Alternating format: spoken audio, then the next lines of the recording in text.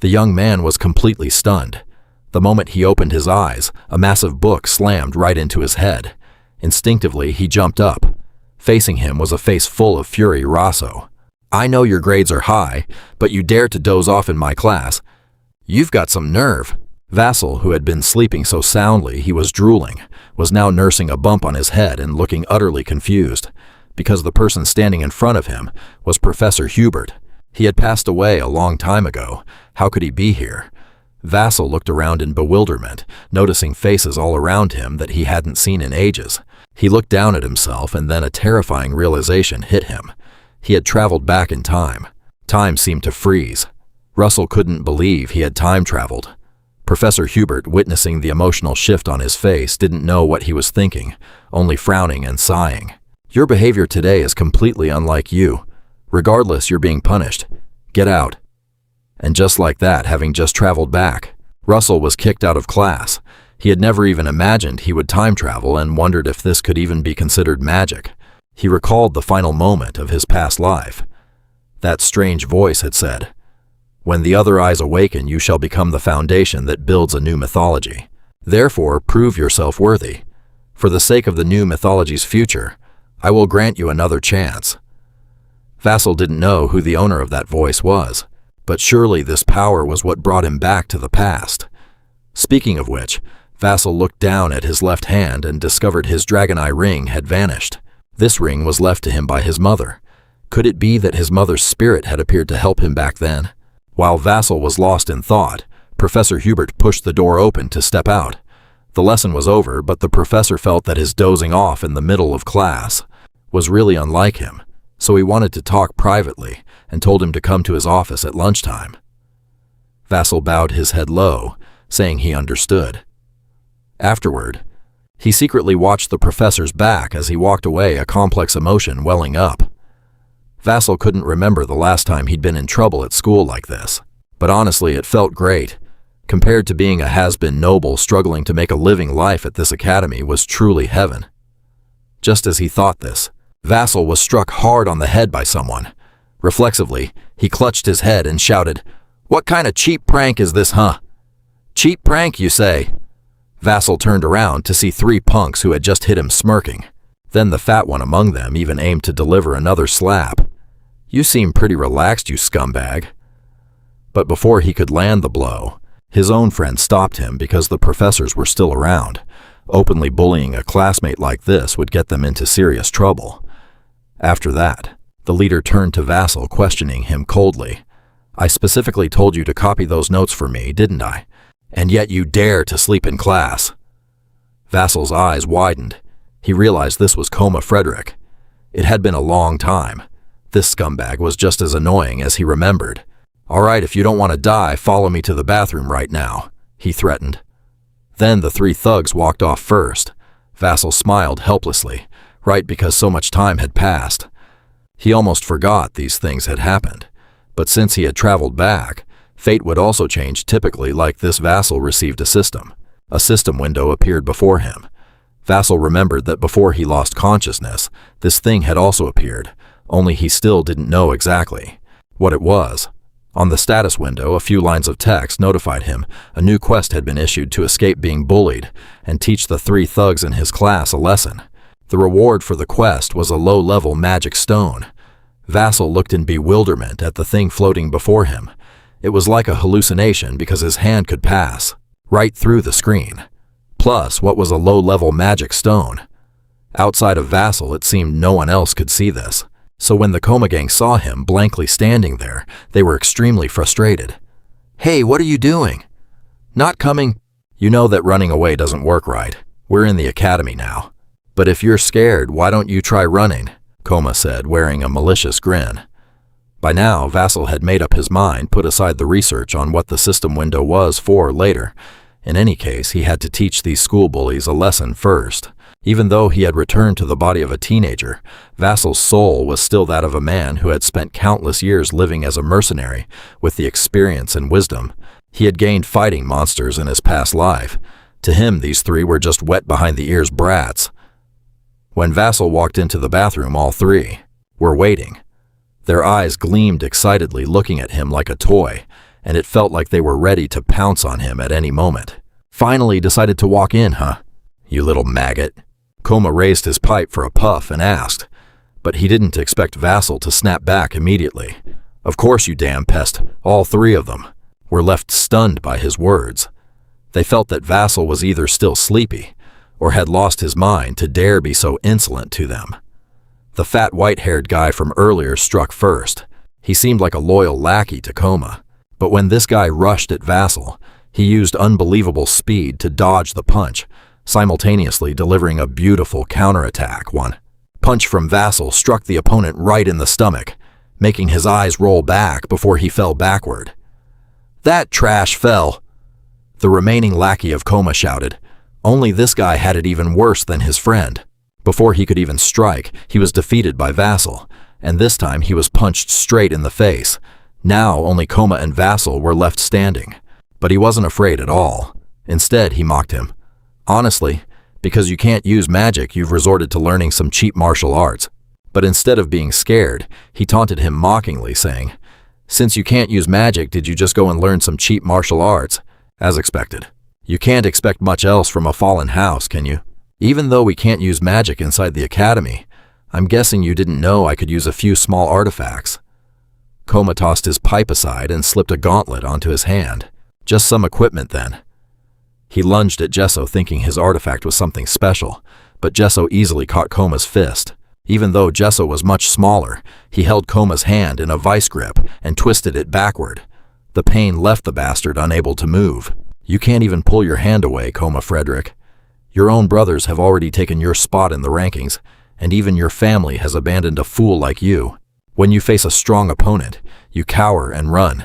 But when you face someone weak, you bully them without hesitation. A piece of trash like you dares to talk about family. My family Koma fell to his knees partly from the pain, but mostly from the overwhelming pressure Gesso radiated. Panic flared in his eyes when he saw Jesso's other hand clench into a fist. Wait, Gesso, hear me out. He tried to bargain and struggle, but nothing could stop Gesso now. In the end, all three of them were left beaten and sprawled on the bathroom floor by the person they always looked down on and bullied. Before leaving, Gesso didn't forget to leave them with a warning. Better watch how they behave from now on if they want to keep their lives. But after leaving the bathroom, Gesso quietly found a corner and slumped down. It seemed that his teenage body had reached its limit just now. The system window danced before his eyes, announcing that he had completed the mission and received a low-grade mana stone. A stone popped out and landed in his palm. The system window emphasized that this item was consumable. Gesso was deeply skeptical. Is the system seriously asking him to eat this mana stone? Gesso stared at the jagged stone. Even savages don't eat rocks. Why would he have to eat this? But looking at the system window still floating in the air, the fact that this strange thing appeared just for him must be destiny, and the system must be a guide from fate. So after a moment of hesitation, Gesso put the stone in his mouth. The text on the system window changed instantly. It was a notification that Gesso had successfully absorbed the low-grade mana stone. Immediately his body reacted. A searing heat spread through him, and Gesso could clearly feel his heart pounding wildly. The system then announced that he had gained the mana stored in the stone, which was increasing the mana in his circle. He didn't even need to read the notification to feel it. Never before had he felt mana overflowing like this. It was being constantly absorbed by the mana circle around his heart. After about a minute, the chaotic sensation finally stabilized. Gesso seemed to see a glimmer of hope. It looked like if he kept following the system's instructions, he could overcome his curse of having narrow mana channels. Then the downfall of his house being expelled from the academy, or ending up as a third-rate mercenary. He could completely change that tragic fate. Thinking this, Gesso felt fired up. He stood up and headed straight to Professor Hubert's office. The professor was already sitting on the sofa, tea poured as if waiting for him. As Gesso sat down, the professor spoke up immediately. Gesso, you aren't yourself today. Could it be that you're having some trouble? I heard other students are bullying you. At first, Gesso was tense, but after Professor Hubert said that feeling vanished. In his past life, the professor had always helped him, and it seemed this time would be no different. Gesso had always regretted not saying these words sooner. "You don't need to worry, sir. Thank you very much." "Well, as a professor, I naturally have to look after my students. If that's all, then fine. But you will still be punished for dozing off in my class." Hubert sighed in relief, seeing that he was okay. But the punishment he gave Gesso was to write an analysis report, from page 62 to page 74 of Advanced Elemental Studies. This was the part that even upperclassmen struggled with. So Professor Hubert warned him beforehand that this was not easy at all. As he pushed the Advanced Elemental Studies book toward Gesso, the system window appeared again. It automatically turned the professor's request into a new mission. The reward would depend on the quality of the report and the professor's satisfaction, specifically a low-grade mana stone along with an undisclosed item. Seeing Gesso's bewildered expression, Professor Hubert thought the punishment was too hard and flashed a sly smile. "What's wrong? Is it too hard?" "No, sir. Thank you." Gesso replied immediately, then hugged the Advanced Elemental Studies book and returned to his dorm. Actually, for him, this assignment wasn't hard, because in his past life, due to his limited mana flow, he had buried himself in theory to compensate. Even after becoming a mercenary, he never stopped learning. Those insights were still deeply etched in his mind.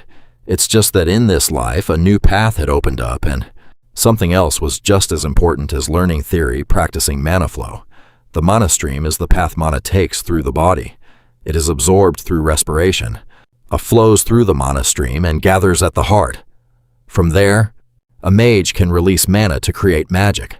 In other words, the stronger your mana flow, the more you can collect, and the faster you can release it. But as mentioned, Gesso was born with an extremely narrow and weak mana stream. This had caused him so much difficulty in real combat and forced him to live a life of trash in his past life. Now that he had been reborn, he still couldn't forget those things, and he honestly wondered if returning to the past was because the heavens pitied his unfortunate fate, or just sheer luck. Regardless of the cause, Gesso was determined to seize this chance to change his fate. After that, based on memories from your past life, you uncovered a mysterious historical relic. Inside, you found two ancient grimoires, Flow of the Abundant Stream and the Mage's Body. The first trains the body and amplifies mana flow, while the second replaces muscle tissue, turning it into a conduit for mana. In other words, the stronger the body, the more stable the mana flow. In my past life, I discovered these books when I was already an adult, so no matter how hard I trained, the results were minimal. But in this life, since my body belongs to a teenager in the midst of a growth spurt, the effects will surely be much more pronounced. Because of that, Gesso began a period of insane training. Every day he pushed himself until sunset, or until he was completely exhausted. Of course, throughout this process, that mysterious system was by his side. It guided him by issuing various quests like running 5 kilometers to practice the flow of the abundant stream, and Gesso dutifully followed its instructions. It was incredibly grueling, but I finally have this chance. So I absolutely cannot let it slip away. Gesso kept running until his legs felt like jelly, and he was gasping for air, but since he hadn't hit the milestone yet, he had to keep running those 5 kilometers. It wasn't until late at night that the mission was finally a success. Gesso was so exhausted he couldn't even walk. He just collapsed onto the grass. He had no idea that while he was training, a pair of eyes was watching him in secret. Watching him and this mysterious person that wore a mocking smile. What a futile effort, they thought. A few days later, Gesso turned in his report to Professor Hubert. The professor was stunned that he could provide such profound conclusions based solely on the academic materials he had provided. "Did you really prepare this research report all by yourself?" Hubert was even a bit skeptical. "Yes, sir. I can take a mana oath to prove it," Gesso replied confidently. His attitude was extremely steady, and his willingness to mention the mana oath made Professor Hubert finally feel at ease about the authenticity of the report. The professor was very satisfied with it. Because of that, Gesso's reward was quite generous. Specifically, in addition to low-grade magic stones, Gesso also received a support gemstone of the same size, along with knowledge on the art of monster summoning. Thanks to that knowledge, he gained effects that boosted magic power, reduced mana consumption, and shortened spellcasting time. Gesso was thrilled. This meant that the more extensive his knowledge became, the stronger he would grow. Right. Thinking of that, a sudden idea flashed through Vaso's mind. He decided to take the opportunity while meeting with Professor Hubert to ask him for a favor to let him use the department's library. May I ask why? The student library should have enough books to satisfy your needs, shouldn't it? Hubert asked cautiously. But Vaso replied that he had already read all the books in the student library. This answer left Professor Hubert unavoidably surprised, but even if it were true, using the department library was a completely different story. Professor Hubert had to consider if Vaso met the standards to receive such a privilege, so he immediately piled on 10 reports for him to finish. Naturally, they were digitized into system quests. Vaso felt a bit overwhelmed by the mountain of homework the professor assigned, but they were perfectly in line with Hubert's style. After all, he was famously difficult to please. But the deeper one understands the theory, the more powerful their magic becomes. So a little challenge like this couldn't stop Vaso. He had to complete them at all costs to gain access to the advanced knowledge in the professor's library. Moreover, since the quest rewards were magic stones that helped improve his mana flow, Vaso had to strive even harder.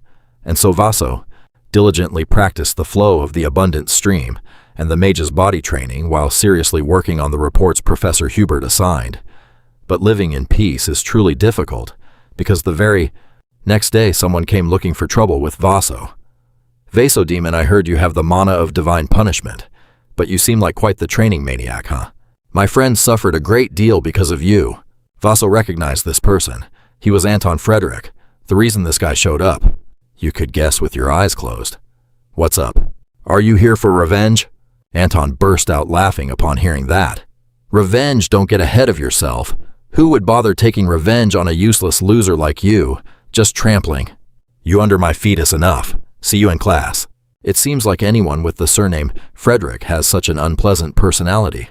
That Anton guy didn't intend to beat Vaso to a pulp right then and there, because he didn't like that this place didn't have an audience for him. Instead, this jerk wanted to humiliate him in front of everyone. Vaso quickly realized the class he mentioned was the practical magic combat class where students were graded based on their sparring results. That was also the place where he was most despised and bullied in his past life. For a moment, Vaso had forgotten those painful memories, and Anton had just reminded him to remember them. Only this life I have changed, and I am ready for that challenge. Just then, the system window popped up with a new quest. It required Vaso to reach the second mana circle while expanding his understanding of the skills he currently possessed. Time was running out, so he continued to train like a madman. During the day, he trained. At night, he wrote reports to the point that even Professor Hubert was startled when he saw the thick stack of reports Vaso had completed in such a short time. However, thanks to the knowledge accumulated from his past life, every one of these reports satisfied him. Looking at the quest completion and reward notifications popping up non-stop in front of him, Vaso was in an incredibly good mood. Now he had 10 low-grade magic stones in his possession. Vaso felt a bit wary, though. Last time he'd barely managed to absorb just 1 stone. Would his mana flow really be enough to control this entire batch of magic stones? Vaso was terrified that his body might just explode. But after a moment, he decided to trust in all the grueling training he'd put himself through, and he swallowed all 10 reaction stones in one go. It happened fast, nothing like last time. Vaso felt like his body had been tossed into a furnace. A searing heat burned from within, as if it were trying to incinerate his very flesh. He felt like he was turning to ash, but he didn't lose his mind. He knew he had to quickly establish a new mana flow. Vaso gritted his teeth, fighting the pain to find that current. He began to shift it, struggling to construct a new magic circle. He poured every ounce of his strength into it, because if he failed, his heart probably wouldn't be able to take it. It was a dangerous gamble, but in this life, Vaso was determined not to play it safe. And the sweet reward for someone who risked it all like him was the formation of his second mana circle. As his body finally stabilized, his energy was completely drained. He collapsed onto the floor, too exhausted to even read the system notifications. But after completing the mission, he'd gained a wealth of knowledge about magic and his elemental attributes, and the power of those spells had been enhanced as well. Once the sun rose, Vaso dragged his tired body to see Professor Hubert to turn in his final report. He had completed all the assignments, much to the professor's satisfaction, yet the stern old man wanted to throw one last question his way out of the 4 structures that make up magic. Which one is the most important? Hubert considered this far more basic than the previous exercises, as it was a truly practical question. But then, Vaso's expression suddenly froze. Professor Hubert realized he might have pushed him too hard, since this was a question he himself had only found the answer to quite recently.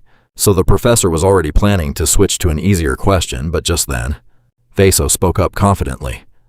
The most important thing is the mental image. Professor Hubert actually paused for a few seconds. Why would you think that, kid?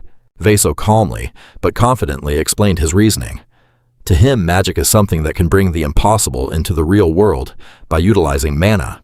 The world classifies this process into 4 stages: synchronization, where we learn the laws of natural phenomena; mental image, where we visualize what we've learned in our minds, constructing the formulas to develop the visual image; and finally, deployment, where magic is realized through those formulas. Understanding construction and deployment can all be learned through effort and practice, but the mental image isn't something you can just achieve through simple practice. It's about breaking your own limits to reach true creative freedom through sheer courage. That is what determines the level of one's mental image. For example, Vaso could use magic to create a small flame, but if he envisioned that flame as an arrow, that would become a secondary spell, a firebolt. If he then imagined something else, that same flame could morph into something completely different. Which means if your imagination has no limits, you could even create things that don't exist in this world at all. Fantastical, intangible things like a dragon, or shadows cast under a sun that isn't there, or even hot ice. Everything starts with understanding the world, but ends by defying the world's laws. To Vaso, that is the very essence of magic. He spoke at length without a single stutter. His confident demeanor left Professor Hubert even more astonished. Just as he'd thought, the student library was a world far too small for Vaso. And as a professor, how could he stifle such talent by keeping him confined to that narrow world? The mission to win access to the professor's first-floor library was complete. Vaso had not only earned Professor Hubert's recognition, but also secured 2 low-grade magic stones, a result fully deserved for his relentless effort. A few days later, right after getting the professor's permission, Vaso hurried to the faculty library. Even though he'd only just entered the first floor, the vast space and the sheer volume of books were enough to overwhelm him. It was completely different from the student library. Vaso quickly found books that were practical for him, like 3-dimensional ballistics magic or advanced herbal magic. Of course, Vaso didn't skip out on constantly reviewing the basic theories of magic either. After all, that was the foundation of a powerful mage. Because he was so immersed in the knowledge within the book, Vaso didn't notice someone approaching from behind. It wasn't until the person's voice rang out that he jumped and turned around. "Oh, you're reading a quite interesting book, aren't you?" Vaso was startled, but there was no one behind him. "Over here, kid." The owner of the voice had already been behind him yet. She had moved with a speed so fast his eyes couldn't even track her, and now she was standing right in front of him, looking perfectly relaxed. Vaso looked up to see an elderly woman, but her aura was incredibly elegant and self-assured. She was the white snow, Daria. Vaso immediately stood up and bowed respectfully. "It is an honor to meet the master of the fire tower. I am Vaso Demon." Standing before someone like Daria, Vaso couldn't help but feel breathless, because she was a mage who possessed 8 magic circles. In this entire world, there were hardly a handful of people who could rival her. Even though she was over 80 years old, Daria used a massive amount of mana to maintain her youthful appearance. This alone was enough to show just how immense Daria's mana flow was. He just couldn't understand why she was here. "Oh, so you know who I am. Don't be so tense. I'm just a fellow traveler heading in the same direction as you." As she spoke, Daria pulled out a lollipop. This action left Vaso stunned for a moment. White snow, Daria. Was she actually doting on him like a child? Then again, it made sense. After all, Vaso was currently in the body of a child. You obediently take the candy and start eating it. Daria then begins to walk through the faculty library with Zasu following right behind her. But how could a student like him possibly get into the professor's library? After walking a few steps, Daria asks, "Did Professor Hubert let you in?" Zasu honestly replies, and a look of intense excitement appears on Daria's face. "Oh, that stubborn guy, is it? Well, never mind that. What you're studying is quite interesting. Your mana is incredibly pure, and its distribution is very stable as well. Such a rare sight." Daria's gaze feels like she's peering straight into Zasu's secrets, making him tense up. But she quickly reassures him, saying she didn't come here to show off or lecture him. "Just try to develop your potential to the max, kid. We'll meet again soon." Daria leaves behind a cryptic remark. After she taps her magic staff against the ground a few times, a flash of red light erupts, and her figure quickly vanishes. "Yes, Master of the Fire Tower," Zasu replies blankly, and it takes him a long time to calm down afterward. He never thought he would meet a legendary figure like the snow-white Daria here. It was truly a stroke of unexpected luck. He goes back to his studies until late into the night, before leaving the faculty library, and this is spotted by Anton's group. These short-sighted fools assume that to gain access to the faculty library, Zasu must have sucked up to some professor. But even so, it won't change his fate of being a piece of trash. Zasu is already used to these taunts, so he has absolutely no intention of arguing back. After all, whether his efforts actually work or not, they'll get to experience it themselves when the opportunity arises.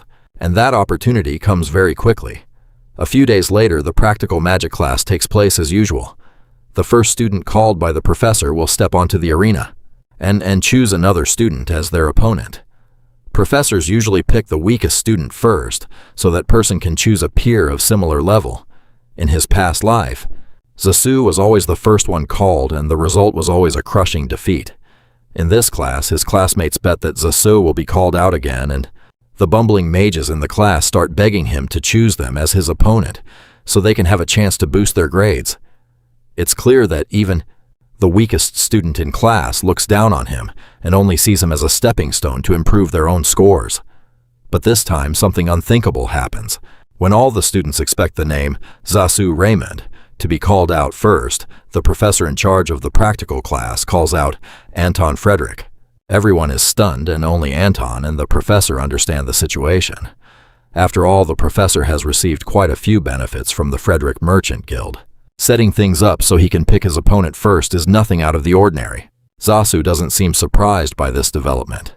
Ever since Anton told him, "See you in class," Zasu had already guessed that he would use every dirty trick to humiliate him in front of everyone. And as Zasu expected, Anton stands in the arena, his eyes locked onto him, and shouts loudly, "What are you still sitting there for? Get down here, Zasu Raymond." Meanwhile, Daria has arrived at a private office to find Hubert. Through their conversation, it's revealed that Hubert is actually Daria's former student. After the initial greetings, she brings up Zasu directly. "So you gave a kid named Zasu a library pass reserved for professors." Hearing his former mentor ask this, Hubert becomes tense. "That's right. Did he cause trouble?" "Not just that. It's been a long time since I've seen something so rare." Hubert sighs heavily. Zasu's mana flow is constricted, forming an abnormal condition. Even on this continent, no one can cure him. Based on Hubert's expression, it's hard not to see how much he regrets Zasu's wasted talent. However, after hearing this, Daria laughs and calls him a fool because Zasu has already cured himself.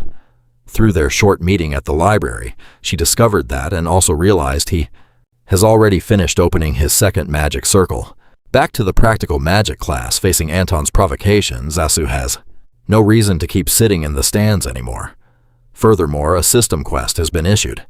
If he wins this practical magic session, he will receive 2 low-grade magic stones and unlock a storage space with a capacity of 40 kilograms. Spatial storage is magic that only the wealthiest mages can afford to use. If he uses it to store magic stones, nothing could be more convenient. Thinking of this, Zasu unconsciously smiles, and that smile irritates Anton on the opposite side. "You insect, do you still not realize what kind of situation you're in? If you want to survive, beg me." Zasu feels like he just told a joke. "Ha, beg me." As he speaks, his mana surges swirling around him, making Anton on the other side feel like something is not quite right. The professor in charge signals them to take their positions. The match is about to begin. Anton is ready to fire because, according to his gut feeling, Zasu actually succeeded in opening his second magic circle just now. But the fact that someone always considered trash like him could open a second magic circle is an insult to him. Therefore, Anton is extremely impatient. The whistle signaling the start of the match is blown, and he immediately unleashes a second circle magic flame strike. But standing before this storm of fire on the opposite side, Zasu remains extremely calm. He waves his hand using magic to create a shield. More importantly, that shield is tilted at an angle, successfully eroding his opponent's flame and protecting himself from the heat. This clean move by Zasu makes several professors in the stands gasp in admiration, while others are so shocked they break into a sweat, wondering, has Zasu been hiding his true strength all this time? Anton spent a huge amount of mana on that fire attack, so when he saw Zasu block it, his right arm couldn't help but shake uncontrollably. His mana supply wasn't strong enough to keep up the fire output for long. Zasu cautiously used a shield, then waited for the perfect moment when Anton's fire weakened to counterattack with a second-tier spell, Firebolt. The fire arrow shot out with immense power, piercing through Anton's flames and heading straight for him. Once the firebolt was cast, the fact that Zasu had unlocked a second magic circle was revealed to everyone. It's ironic, really. Anton, who was so confident he could crush him, is now struggling just to block this attack. But as he managed to fend off the first firebolt, a second one was already in Zasu's hand. His casting speed is shockingly fast, and even more surprising. When Zasu fired it, it split into 4 arrows at once. The professors in the stands were stunned. Is that a double cast? I'm not sure, but I don't think it's a double cast. Maybe his spellcasting speed is just so fast that we're mistaking it for a double cast. Anton tried to hold on to his shield. Zasu's relentless firebolts were making his head spin. Seeing his opponent constantly using fire-based attacks, he came up with a plan. Turn his shield into a material with special fire resistance. This was also a second-tier spell, but unfortunately, this move was completely within Zasu's calculations. While this idiot thought he could wait until Zasu's mana ran out from all those firebolts and then counterattack to secure victory, Zasu dealt him a lethal blow, a windbolt arrow. A massive wind-type spell shot down from the sky, completely shattering the shield Anton had created. Look at that. He identified the shield type and its weakness, then switched his spell element. The versatility. Is this really the Zasu I know? The professors in the stands were now so shocked they couldn't even speak. After this nearly fatal blow, Anton was completely drained. His large body was trembling like a leaf struggling just to stand up. And at that exact moment, Zasu lunged forward. His right hand clenched into a fist infused with lightning element magic, and he struck Anton hard in the gut. Anton's arm shook still, trying to cast a spell to counter, but Zasu didn't give him the chance.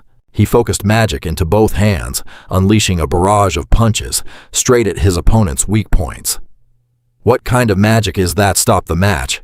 That's not even magic. The professor in charge of... Anton could no longer sit still, but his request to stop the match was rejected by someone who had just arrived, Professor Hubert. Who said that's not magic? Look closely at what is protecting Zasu. Following Hubert's words, he shifted his gaze, and just as Professor Hubert said, Zasu was currently using mana just like a knight's magic shield. Hubert's eyes were filled with pride. He had never taught Zasu this. He didn't even know where he learned it, but it was clear he was using it exceptionally well today.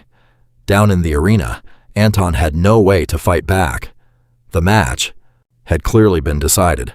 After taking Zasu's relentless punches, Anton finally couldn't take it anymore and passed out, lying flat on the ground. The entire arena erupted, and that professor who had taken the bribe, Sayasa, was so scared his face turned pale. Knowing he was colluding with Anton, Professor Hubert couldn't help but throw in some sarcasm. Why are you just standing there? Hurry up and announce the winner. Although very unhappy, there was no way to deny the situation now. That professor was forced to announce the winner of the match, Zack Zasu Rel Demon. Well done. You can go rest now. He tried to dismiss Zasu, but he didn't want to end it yet. According to the occupation rules, if the winner doesn't want to stop, they are fully entitled to designate their next opponent. Plus, the mission stated clearly that Zasu would get extra rewards for achieving consecutive victories in this test.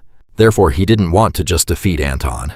After that, Zasu demanded that Anton's lackeys come down to face him, setting a record with a streak of 14 consecutive wins.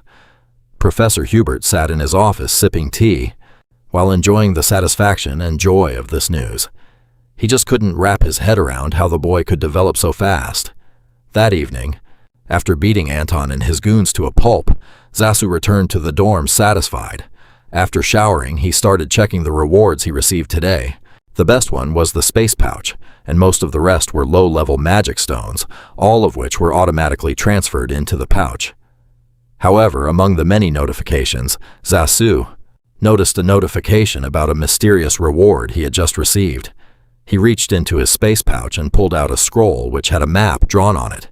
Right after Zasu found this map, a new mission in the chain was set. He had to go to the location marked on the map and carry out the assigned task. Upon approaching the location, a light would guide him on what to do next.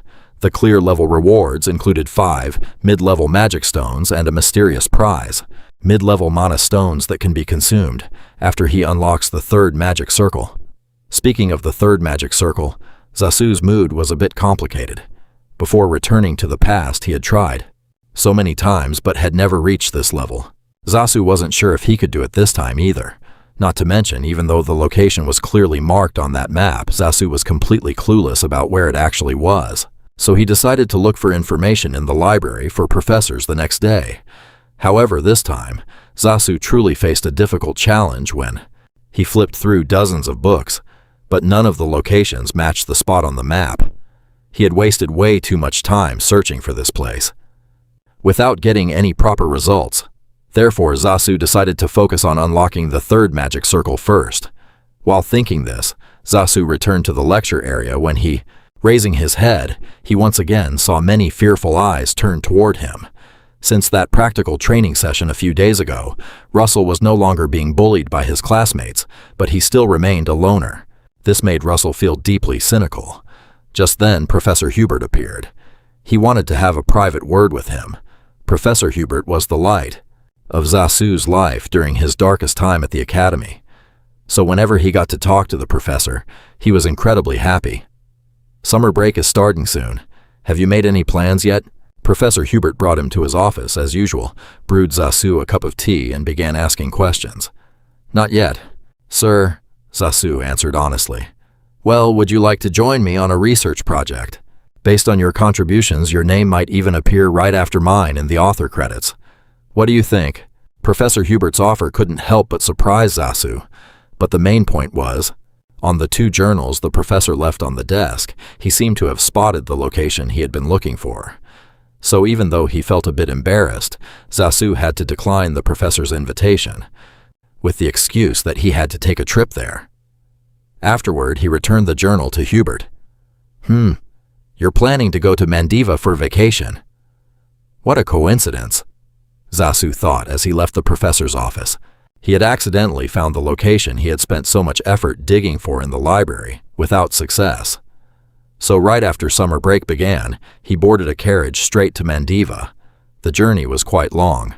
Zasu had to eat something to keep his strength up, and his food was truly unconventional. He only had magic crystals. Although the taste was a bit strange, this stuff would fill Zasu's stomach. All right. It's so hot. The carriage driver outside suddenly felt a wave of intense heat and kept wiping the sweat from his forehead, but he didn't know that it was Zasu's mana surging inside the carriage cabin. He planned that before arriving in Mandiva, he would achieve the 3rd magic circle right here in the carriage. Meanwhile, Professor Hubert in his office had spent half the day staring at that journal, thinking to himself, how strange. The kid is heading to Mandiva too. I suppose that's a good thing. She's probably in Mandiva right now. The she Professor Hubert was thinking of was none other than the master of fire magic, Darius. This place was Darius's homeland. It had been a long time since she'd had a proper vacation. From protecting the empire to giving lectures, researching magic, and mentoring students, she was truly exhausted. Darius pondered. In her most recent lecture, she had spoken about the 3 numbers, 3, 6, and 9, as numbers of extreme significance to a mage. Specifically, the number 9 represents the end of the magic path one pursues in a lifetime. The number 6 represents the completion of the 6th magic circle and the hardships one must go through to become an archmage. The number 3 marks the turning of the first page, when a person begins to walk the path of magic alone. Thinking of being alone, Darius remembered Zasu and wondered if that child was doing well right now. The way he worked diligently in the department library that day, I still left a lasting impression on Darius to this day. She had no idea that Zasu's carriage had already arrived in Mandiva. She didn't know that Zasu's carriage had reached Mandiva, but the driver kept calling out and couldn't get a response. When he opened the carriage door, the scene before him terrified the man. He had pushed himself too hard to open the 3rd magic circle, and while using too much power to stabilize his chaotic mana, he had become exhausted and passed out. After the driver brought him into town, the first thing he did when he woke up was eat like a battleship to replenish his energy. Thinking back on it still scares him, but at least he had achieved his main goal, opening the 3rd magic circle. Zasu didn't dare to think he could break his own limits just a few months after returning to the past. But this wasn't enough for him to become complacent. Zasu told himself he had to keep pushing further, and the immediate task to help him do that was to complete the mission of finding the location marked on that map. It's just that Mandiva is so huge. Even though he saw the marked positions on the map, Zasu still didn't know where to start. Just then he heard someone shouting, "Volcano Tour! Pompeo Tour with the most professional guides. Huge discounts only available today." Without much thought, Zasu immediately paid to join the tour group, and he was led to the front of the Pompeo volcano. According to the guide, this place was originally just an ordinary mountain, and it turned into a volcano because Anawato. One day a special creature came here to reside. After hearing this, Zasu couldn't help but be surprised. Just by staying there, it changed the natural conditions of an entire region. An image appeared in his mind. Perhaps so. In this world there is only one creature capable of that, a fire dragon. The information the guide provided seemed to be enough. While they weren't paying attention, Zasu nimbly jumped down from the cliff. By the time the guide realized a tourist was missing, Zasu had already reached the waterfall area. He recklessly abandoned the rewards and the potential to grow stronger by completing the mission just to get here because it was related to a dragon. But it seemed this was fate, because the map in Zasu's hand suddenly reacted. A golden light radiated from it, concentrating into a round shape like a dragon's eye, then shot away. Zasu wondered if this was the guiding light the system mentioned in the mission. He saw it shoot through the rushing water and disappear. It seemed that whatever was waiting for Zasu lay on the other side of the waterfall. To a normal person, this would be a tough challenge, but for Zasu, it was different.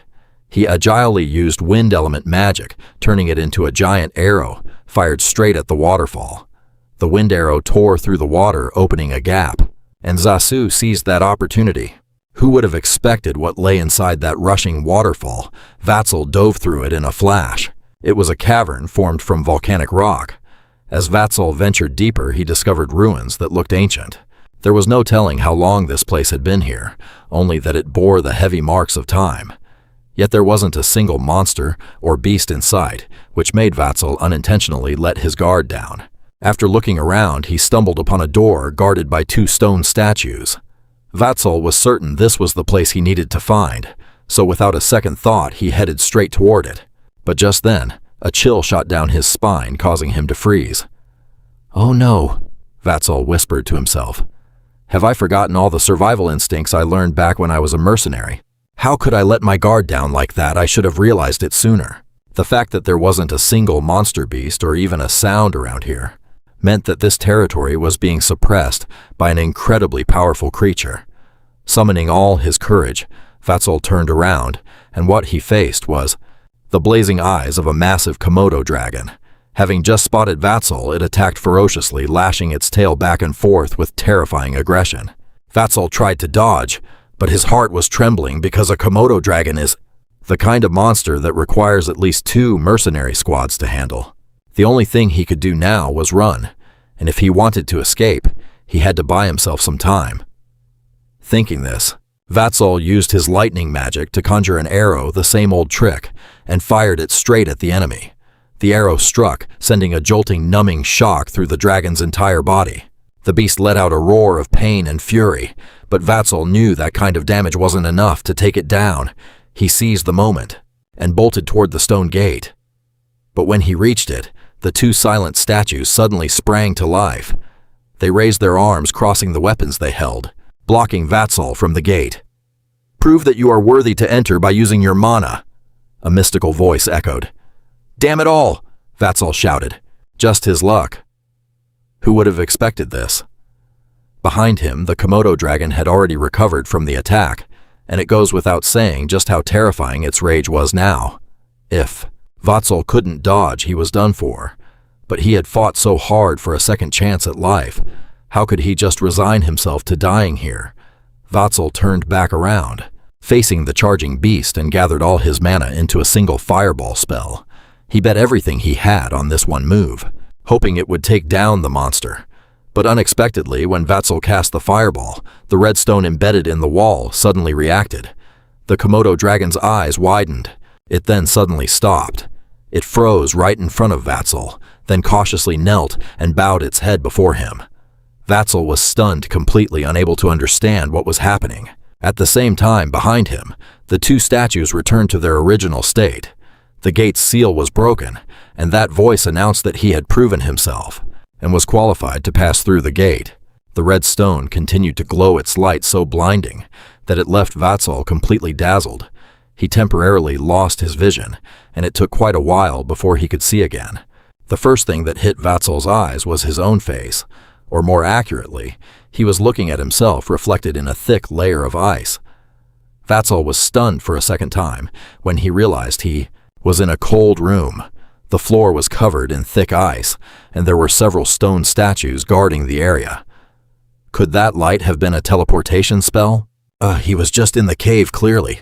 While Vatsal was confused, a giant object appeared in the center of the room, emitting a similar mystical red light. At the same time, a new quest window appeared. It was the quest for Chapter 2, requiring him to defeat all the ice golems in the area and pass the Trial of Fire.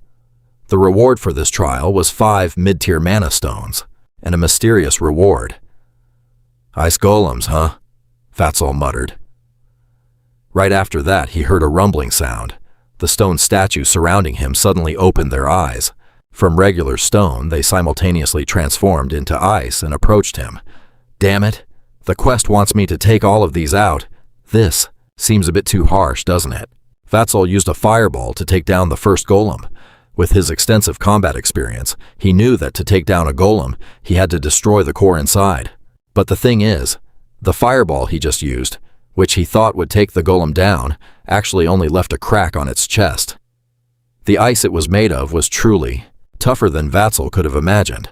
Since fire wasn't very effective, he tried using wind magic, but unfortunately, Vatsal couldn't cast his wind arrow spell, and even his lightning magic was completely nullified. It seems this trial can only be passed using fire magic. No wonder the quest mentioned the Trial of Fire. It meant that currently, Vatsal couldn't use any magic other than this element. The situation quickly turned dire as he was knocked down by a golem. Dozens of fierce golems were cornering Vatsal against the wall. If he didn't do something in this swarm, he would surely be crushed. Vatsal twitched his right arm and continued using fireballs as his main attack. The golems standing before him were truly terrifying, but he would fight until he absolutely couldn't anymore. With a spellcasting speed so fast it was dizzying, Vatsal continuously launched fireballs straight at the pack of golems. Naturally, the effectiveness of continuous attacks was better than a single strike. But even so, Vatsal was still losing ground to those monsters. He was already out of breath, and he had only taken down 2 of them. If he kept going like this, he would run out of mana before he could beat them all. As Vatsal fought for his life, he began searching for another way to shatter the rock-hard ice that served as their armor. He realized he needed to concentrate all his power into a single point. In the end, the answer was density. Vatsal looked for a chance to run to a distance, and once he reached his desired range, he conjured a fireball and amplified it. It didn't stop there. Zaso added a firebomb simulation formula to the mix, and as he merged everything together, the power began to compress. But just then, a golem rushed right in front of him and swung its ice axe. Zasu's heart skipped a beat. "Damn it, come on!" he screamed. "Merge already!" An ear-splitting explosion and a blinding flash of light erupted. The golem in front of Zasu was sliced to pieces, and in Zasu's hand now was a scythe made of fire. Even though he was exhausted, it seemed like he had found his breakthrough. The proof was a new system notification, reminding him that his understanding of the fire element had surpassed his limits. Zasu could feel it too. This power had to be at least on par with the 5th magic circle, and maintaining this fire scythe was already draining a massive amount of his energy. Because of that, Zasu had no reason to hesitate. He gripped his new weapon and lunged toward the horde of golems to fight for his life. The golems were huge but slow. Zasu, however, was small and agile. Combined with his combat experience from his previous life, he darted through the golems like an arrow in the blink of an eye. He had already taken down 2 of them, then 1 more.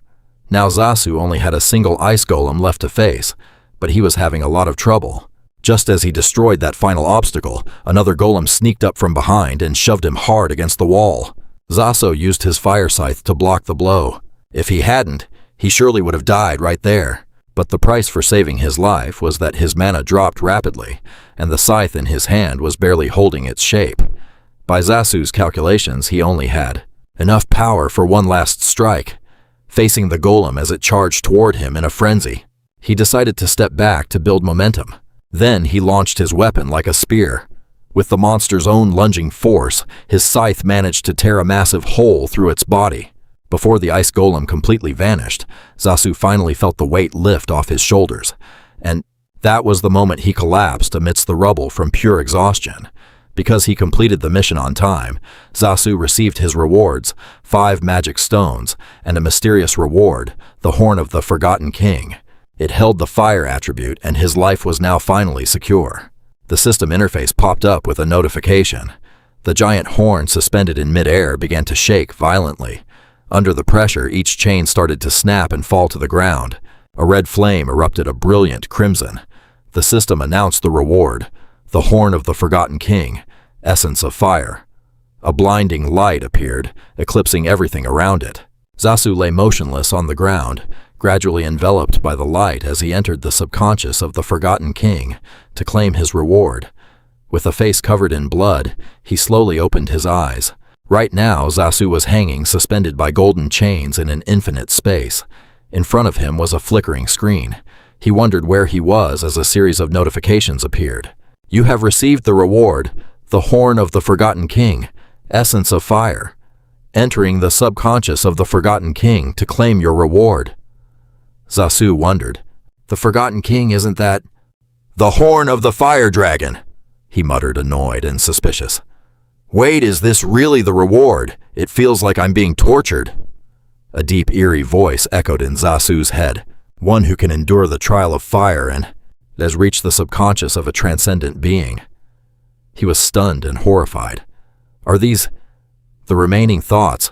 I feel like my head is about to split open. The giant blazing horn appeared accompanied by that low, booming sound.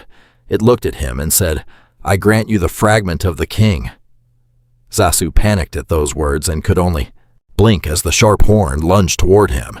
Terrified, he shrieked, "What the—" Before Zasu could react, it pierced straight through his body. Zasu screamed in agony, his eyes rolling back. The tip of the horn embedded itself deep inside him. Immediately after, Zasu's body felt like it was exploding with a terrifying surge of energy. The voice of the horn echoed again. "Use this power." He groaned in pain from the overwhelming energy surging through his body. The massive silhouette of a dragon appeared behind Zasu. His entire body was now emitting a blinding light along with immense power. The scene shifted to a peaceful sunny beach with the sound of lapping waves. A frail figure lay on the sand.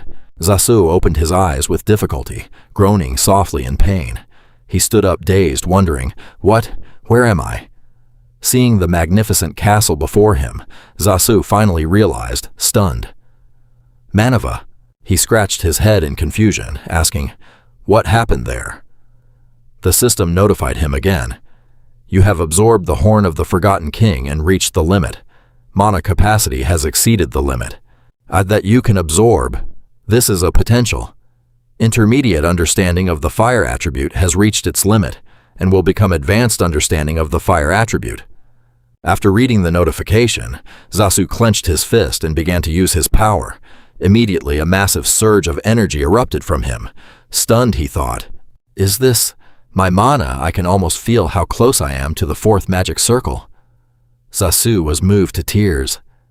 He placed a hand on his chest, choking up, saying, "Compared to what I went through there, this reward is the best of the best." A familiar voice sounded, drawing his attention. "It's a pleasure to see you here, Zasu." Raymond. Dariat smiled as she watched Zasu, who exclaimed, "Lady Dariat White Snow." The two were talking in front of a drink stand. Dariat said, "I felt a sudden mana explosion, so I came to check." She handed him a cup of fruit juice and continued, "And found you here." Zasu smiled brightly, his face still bruised, and replied, "Thank you, ma'am. I didn't expect to run into you here." Darius's eyes brightened, silently assessing the boy. He had nearly reached the fourth circle of magic in such a short amount of time. She glanced at him inwardly, exclaiming, "His mana is even purer now. The boy is a genius." Vaso set his water glass down on the table and asked, "So what brings you to Mandiva, then?" The Tower Master Darius looked at the beautiful scenery and replied in a soft voice, "Not many people know this, but this is my hometown." Surprised, the boy turned to ask, "Your hometown?" She answered calmly, "Yes, that's why I come back here every summer. But that aside, what brings you here, kid?" The boy looked at her, thinking to himself that it was too early to tell her the truth. Vaso scratched his head, flustered, and hesitated. "Well, since..." After a moment of thought, he confidently patted his chest and said, "I'm just here to see more of the world." Darius laughed and replied, "Oh, I see." Deep down, she was already calculating, should I test this kid's abilities? Suddenly, she made an offer. "Would you mind helping me for a bit?" Darius snapped her fingers using her power.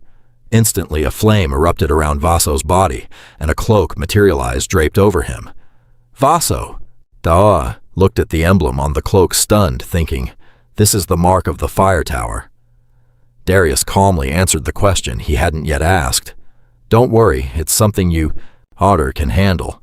The system popped up, announcing a quest, Darius's test, White Snow. Help her stop a human trafficking pirate ship at the Mandiva port and pass her assessment. Reward for completion, mid-tier mana stone. Vaso thought in surprise, pirates. Remembering the prison-like conditions he had heard about, Darius spoke up. "I assume you've realized by now. Enemy prohibits slavery, yet the current situation is a headache. That's why we don't allow slave ships to dock at our port." On the docks at night, people were still moving cargo. Darius lowered her voice. "But unfortunately, a ship of unknown origin is approaching the coastal cliffs," she added seriously. "Some are trying to drop anchor near Mandiva." The two sat in a small boat and rode the waves out to sea. Darius steered the boat, standing at the front, calm. She spoke. "Naturally, I could handle this myself," she continued seriously. "But the goal of this plan is to rescue the victims and seize the ship, which requires a detailed plan." Behind her, Vaso began to state the purpose of his presence here. "So we need to bait an attack." Darius praised him. "You catch on fast." He fell into deep thought. If the Tower Master needed help, there were hundreds of mages who would rush to her side, even barefoot. By now, their small boat had reached the large pirate ship. Vaso observed Darius using her power. He thought silently, considering how she specifically asked for my help. A fog suddenly rolled in, obscuring their vision at night. At this moment, Vaso confirmed his suspicion. So this really is a test. The small boat pulled up close to the target. Darius called out to Vaso, turning her head to warn him. "What happens from now on might be a bit much for you." The boy looked confused at the advice from Darius, but she continued calmly. "The path of a guardian isn't always smooth or glorious. This is just another fate for us mages." Darius stepped onto the edge of the boat, pushed off with force, and turned to speak.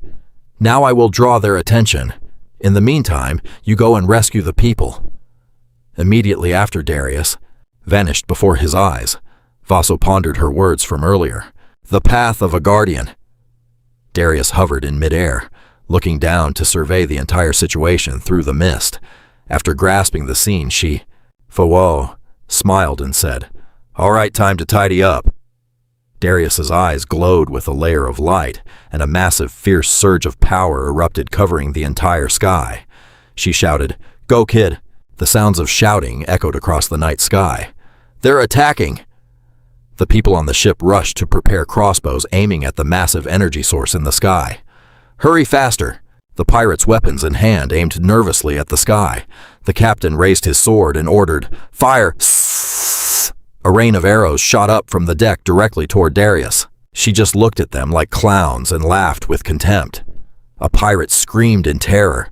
Damn it, it can't reach her. Darius, now angry, summoned a dark flame and spoke up. "You bastards dare to hide out in my territory." She gently blew on the flame in her hand. Tiny embers began to rain down on the pirate ship. They looked on in confusion as it happened. Darius said, "Let's see if your skills match. The size of your guts." Seeing the fire burning on the deck, they panicked and yelled, "What is this?" One pirate tried to stomp the fire out, shouting angrily, "What did you do?" Before he could even step down, the flame seemed to have a mind of its own. It flared up and grabbed the pirate's foot. He was engulfed by the fire, screaming in agony. "Why is it burning like this?" The flames gathered together, taking on a fixed shape. It scanned its surroundings, looking at the pirates on the ship, flickering like torches, lighting up the entire vessel. A hand reached up from the sea and grabbed the side of the ship. Vaso nimbly leaped onto the deck with great skill. Immediately after, a cry rang out, catching his attention. "Move!" Vaso looked up at the chaotic scene, secretly stunned. He saw the Hellfire dwarves engaging. Pah! With the pirates. He thought, Darius's magic has covered this entire place. A pirate angrily swung an axe at one, but the Hellfire dwarf quickly reformed to its original shape. Vaso thought, I can see it existing in a human form. Its scythe slashed cleanly into the pirate's leg, accompanied by his agonizing wails. That pirate was burned alive in an instant. Vaso looked at the scene in horror, flustered. What just happened in just a blink? Other pirates yelled in fear. It changed into that form again. He gathered his composure and looked toward the deck door, thinking, whatever now is not the time to be shocked. Vaso opened the hold door cautiously, observing his surroundings. He stepped inside, thinking carefully. I have to save the people controlled by Darius first. The gloomy hold with the creaking sounds of iron frames made one feel nothing but. The pirate guard shuddered at the loud commotion on the deck, his face twisting in annoyance as he muttered, What the hell is going on out there? The captives, meanwhile, burst into joy. The Navy is here, we're saved. The pirate, brandishing his blade, struck the iron bars with a harsh, ear-piercing clang. Like a demon, he barked a threat, making the prisoners tremble in terror. Whatever it is, don't think you lot are getting out of here. As the pirate ranted aggressively, oblivious to what was behind him, a hand suddenly clamped onto the back of his neck. Zaso's voice dropped cold and commanding, Let go! Instantly, a surge of lightning crackled, paralyzing the pirate. His body smoked as the electricity scorched him. Zaso tossed him to the deck, exhaling as he thought, just as I suspected, there's nobody else on the upper deck. A captive quickly scrambled up, clinging to the bars. Are you here to save us? Zaso was drawn by the voice and glanced over, nodding reassuringly with a smile, though he added, But we have to wait until the pirates are all cleared out. It'll be safer here for now. Hearing this, the person dropped to their knees, bowing their head and crying out, Oh, Divine One, you have heard my prayers. Zaso scanned the surroundings inwardly, wondering how many more people were locked in this tiny hole. Zaso suddenly froze in shock. He spotted a young child huddled in the corner and, feeling a chill run down his spine, muttered, They're even selling children as slaves. Gatsu gnashed his teeth in rage, cursing the damn scum. Suddenly, a group of pirates stormed in from the doorway, shouting, Who's there? They stopped dead in their tracks, staring at him. The fat guard lay charred and motionless on the ground. The pirates gasped in disbelief. What the? Him! Their leader swung his sword, bellowing furiously, Get that bastard! They charged forward aggressively, rushing toward Zaso. The mage frowned in annoyance, raised his hand, and cast a spell with a stern warning. "I'm the one who's going to be taking you down." Chains covered in crackling lightning moved like a flash, weaving skillfully through the pirates. They collapsed one after another, shocked by the high voltage. Zaso calmly walked up to one of them, who was still clinging to his last breath, and he wheezed, "Are you a mage?" Even then, he tried to keep his arrogant tone, saying, "If the commander arrives, you won't." Before he could finish, Zaso coldly delivered another bolt of lightning. He continued toward the deepest chamber. Standing before a grim, gloomy room, Zaso suspiciously remarked, "This cell." Right then, a voice called out, asking, "Are you a mage from the fire tower?" Zaso used magic to conjure a sphere of lightning light. Seeing the figures behind the bars, he thought in surprise. Elves and elf suddenly stood up and asked Zaso again, "So you are a mage from the fire tower, aren't you?" Zaso remembered the flower emblem on his cloak and suddenly realized, "Oh, so that's why they recognized the symbol." Zaso calmly replied, "No, I'm not a member of the fire tower." A cold voice cut him off. "Whoever you are." "Damn," he said indifferently, ordering, "Open this door." Zaso gave a wry smile, thinking to himself that he was going to open the door, but the guy's tone was incredibly irritating. Looking at Dam's haughty expression, he thought, exhausted. "We're in this situation, and you're still acting like that. Makes me want to just walk away." A dignified voice rang out, "Stop it." Elo, who was sitting inside watching, called out, "Be careful with your manners." Seeing her sitting there with such poise, Zaso looked at her skeptically. "Elo." The elves beside her reached out to help her stand. Elo calmly explained, "He is not an ordinary person." She stepped forward, standing in front of him. To Zaso's confusion, she continued, "Possessing a mana so pure, like a bolt of lightning at dawn. This man." Elo smiled gently, confirming, "I can smell the spirit fragrance on him." Dam looked at Ilo, questioning, "Not an ordinary person." "What do you mean?" she mused. "I can smell the spirit fragrance in his body." Zaso stared blankly, thinking spirit fragrance. Another elf gasped in shock. "No way, Dam, you're suspicious of the spirit fragrance emitting from a human." Zaso instinctively raised his arm to his nose, sniffing and wondering. "I don't smell anything at all." The call pulled Zaso out of his thoughts. "Mage of the fire tower," Dam said, stepping forward with a forced expression, looking at him in silence. Immediately after, he bowed his head. "Please, Zaso, please save us from here." Next, all the elves inside bowed in unison, crying out, "We beg you." Zaso was stunned by this unbelievable scene instinctively. Marveling elves are famous for being arrogant, yet they changed just because of one word from her. He looked at Elo's calm demeanor while she bowed, unable to help, but wonder, is she a high-ranking elf? Or something even more? Zaso used magic to melt the lock. Just then, Elo spoke up. Her guards watched as she calmly asked, "Have you defeated all the pirates and their boss?" "Not yet," Zaso replied with a puzzled, confused look. "The boss."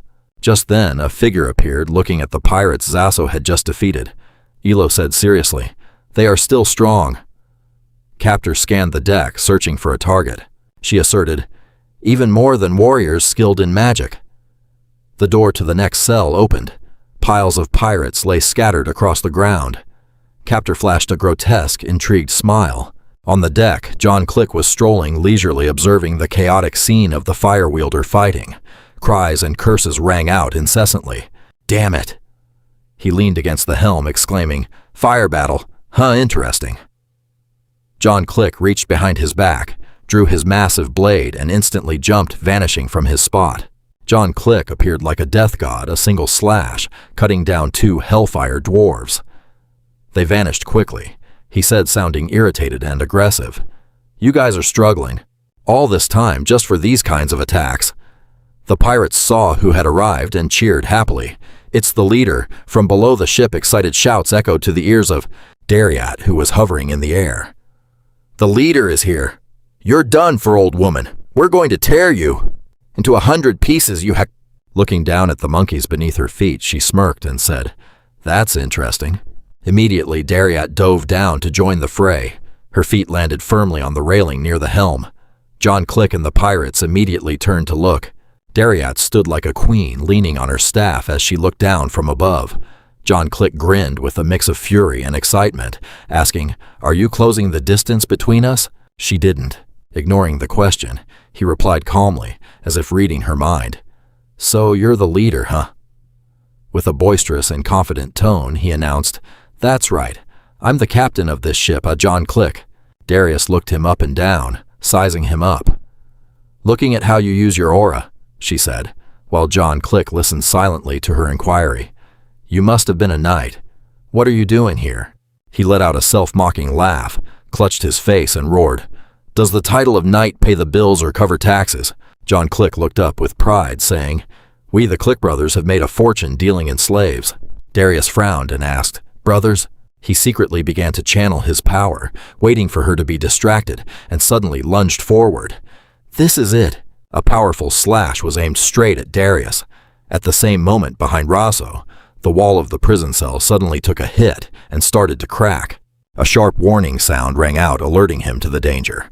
A second later, the wooden wall exploded in a cloud of thick dust. Rosso nimbly dodged the attack. Coughing violently from the dust, he quickly erected a protective barrier around his body and panicked. "What is this?" Looking at the debris under his feet, he thought to himself, "Is this a sword slash?" Captor watched Rosso's moves with amusement. "You blocked them, huh?" He released his energy, drew his sword, and stepped closer. "I guess you're a mage, too." Rosso looked at the source of the power radiating from him, silently assessing. "Aura from a sword. Is he a knight?" The system window popped up, alerting him. "Difficult encounter. First battle against a swordmaster. The situation is tough, but defeat your opponent to clear the stage. Reward 5 mid-level mana stones." Elo stood behind, whispering, "Guardian, be careful." She looked at Captor, who was approaching with a murderous aura, and explained, "He is the vice-captain of this ship." He exhaled with disdain. "Even if you're a mage, you're just a brat who hasn't even learned to wipe his own nose." Captor kicked a pirate lying motionless on the floor and smugly mocked, "You didn't kill them, just kick them out." He casually blurted out words, unexpectedly. "You should have finished them off when you had the chance." Captor sneered and pointed his sword at Rosso. "I'll teach you." Rosso didn't back down and unleashed his own power. Bolts of lightning crackled around Rosso.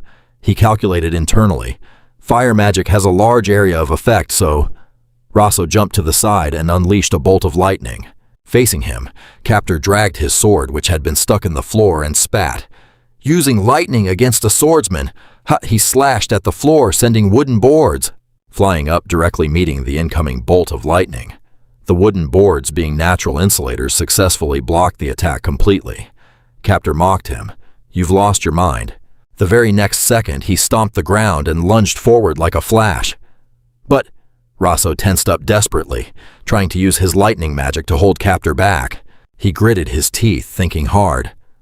"Why isn't my attack having any effect on him?" Captor faced the barrage of lightning bolts head-on, not fearing anything. "You can't do anything to me," he said smugly. He used his sword as a shield, easily blocking the magic. "This sword is special. It can repel lightning." Rosso was shocked and couldn't help but exclaim, "He's immune to lightning magic." Captor, his eyes glowing red, like a demon, closed the distance and slashed down at him. The blade and the barrier collided, creating a grating sound. His sword seemed to be slowly absorbing and eroding Rosso's shield. Rosso's eyes widened in horror, unable to believe it. My shield." Rosso trembled as he held up against the cracking barrier, but just a few seconds later it was completely shattered. The slash headed straight for him, shocking Rosso himself. A powerful slash was aimed at Darius. John Click was stunned to see that his target was just an illusion created by her. He thought, "Fire magic." John Click turned his head, staring at Darius with annoyance. He mocked, "A mage, huh? You're pretty good at running away." She kept her calm expression and asked, "Let me ask you one thing, is your brother also a knight?" John Click smugly raised his sword and answered, "That's right. But of course he's not as good as me." He contemptuously slashed the air. "What summoning fire dwarves again?" Darius replied in a low voice. "No, this time it will be a little different." John Click was stunned by the cryptic reply. Right after that, two fire dwarves with a strange appearance appeared. He stared at the two humanoid flames before him, silently assessing. Two of them. John Click went crazy. He attacked them, but suddenly noticed something strange. The more I cut them, the more they multiply. In just a short time, he was surrounded by a horde of fire dwarves. Darius stood above, looking down, and gave a mystical smile. The fire dwarves quickly swarmed to attack, catching him off guard. John Click began to panic. He turned his head toward her, frantic, thinking, "No! Way!" Only now did he realize who he was facing. John Click gasped.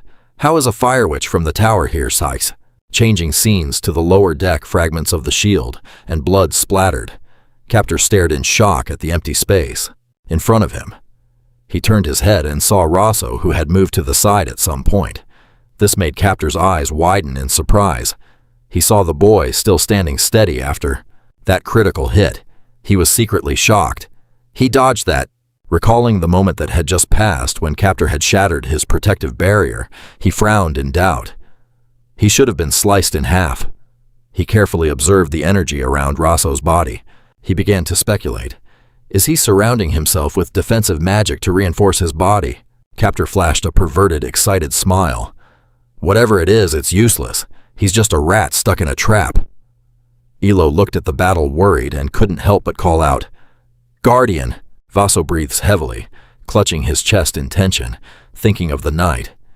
He recalls memories that seemed buried, remembering the face of the man who haunts him. He had met him in his past life. Vassal trembles, recalling that bloody scene from that day. He had slaughtered a group of innocent mercenaries just for bumping into his shoulder. Just as he was about to collapse, a savior appeared. Alan stood in his way, protecting Vassal from behind. The two faced each other, both possessing immense power. He remembers the only one who can stop him is a mage. Both lunged into combat, nearly evenly matched.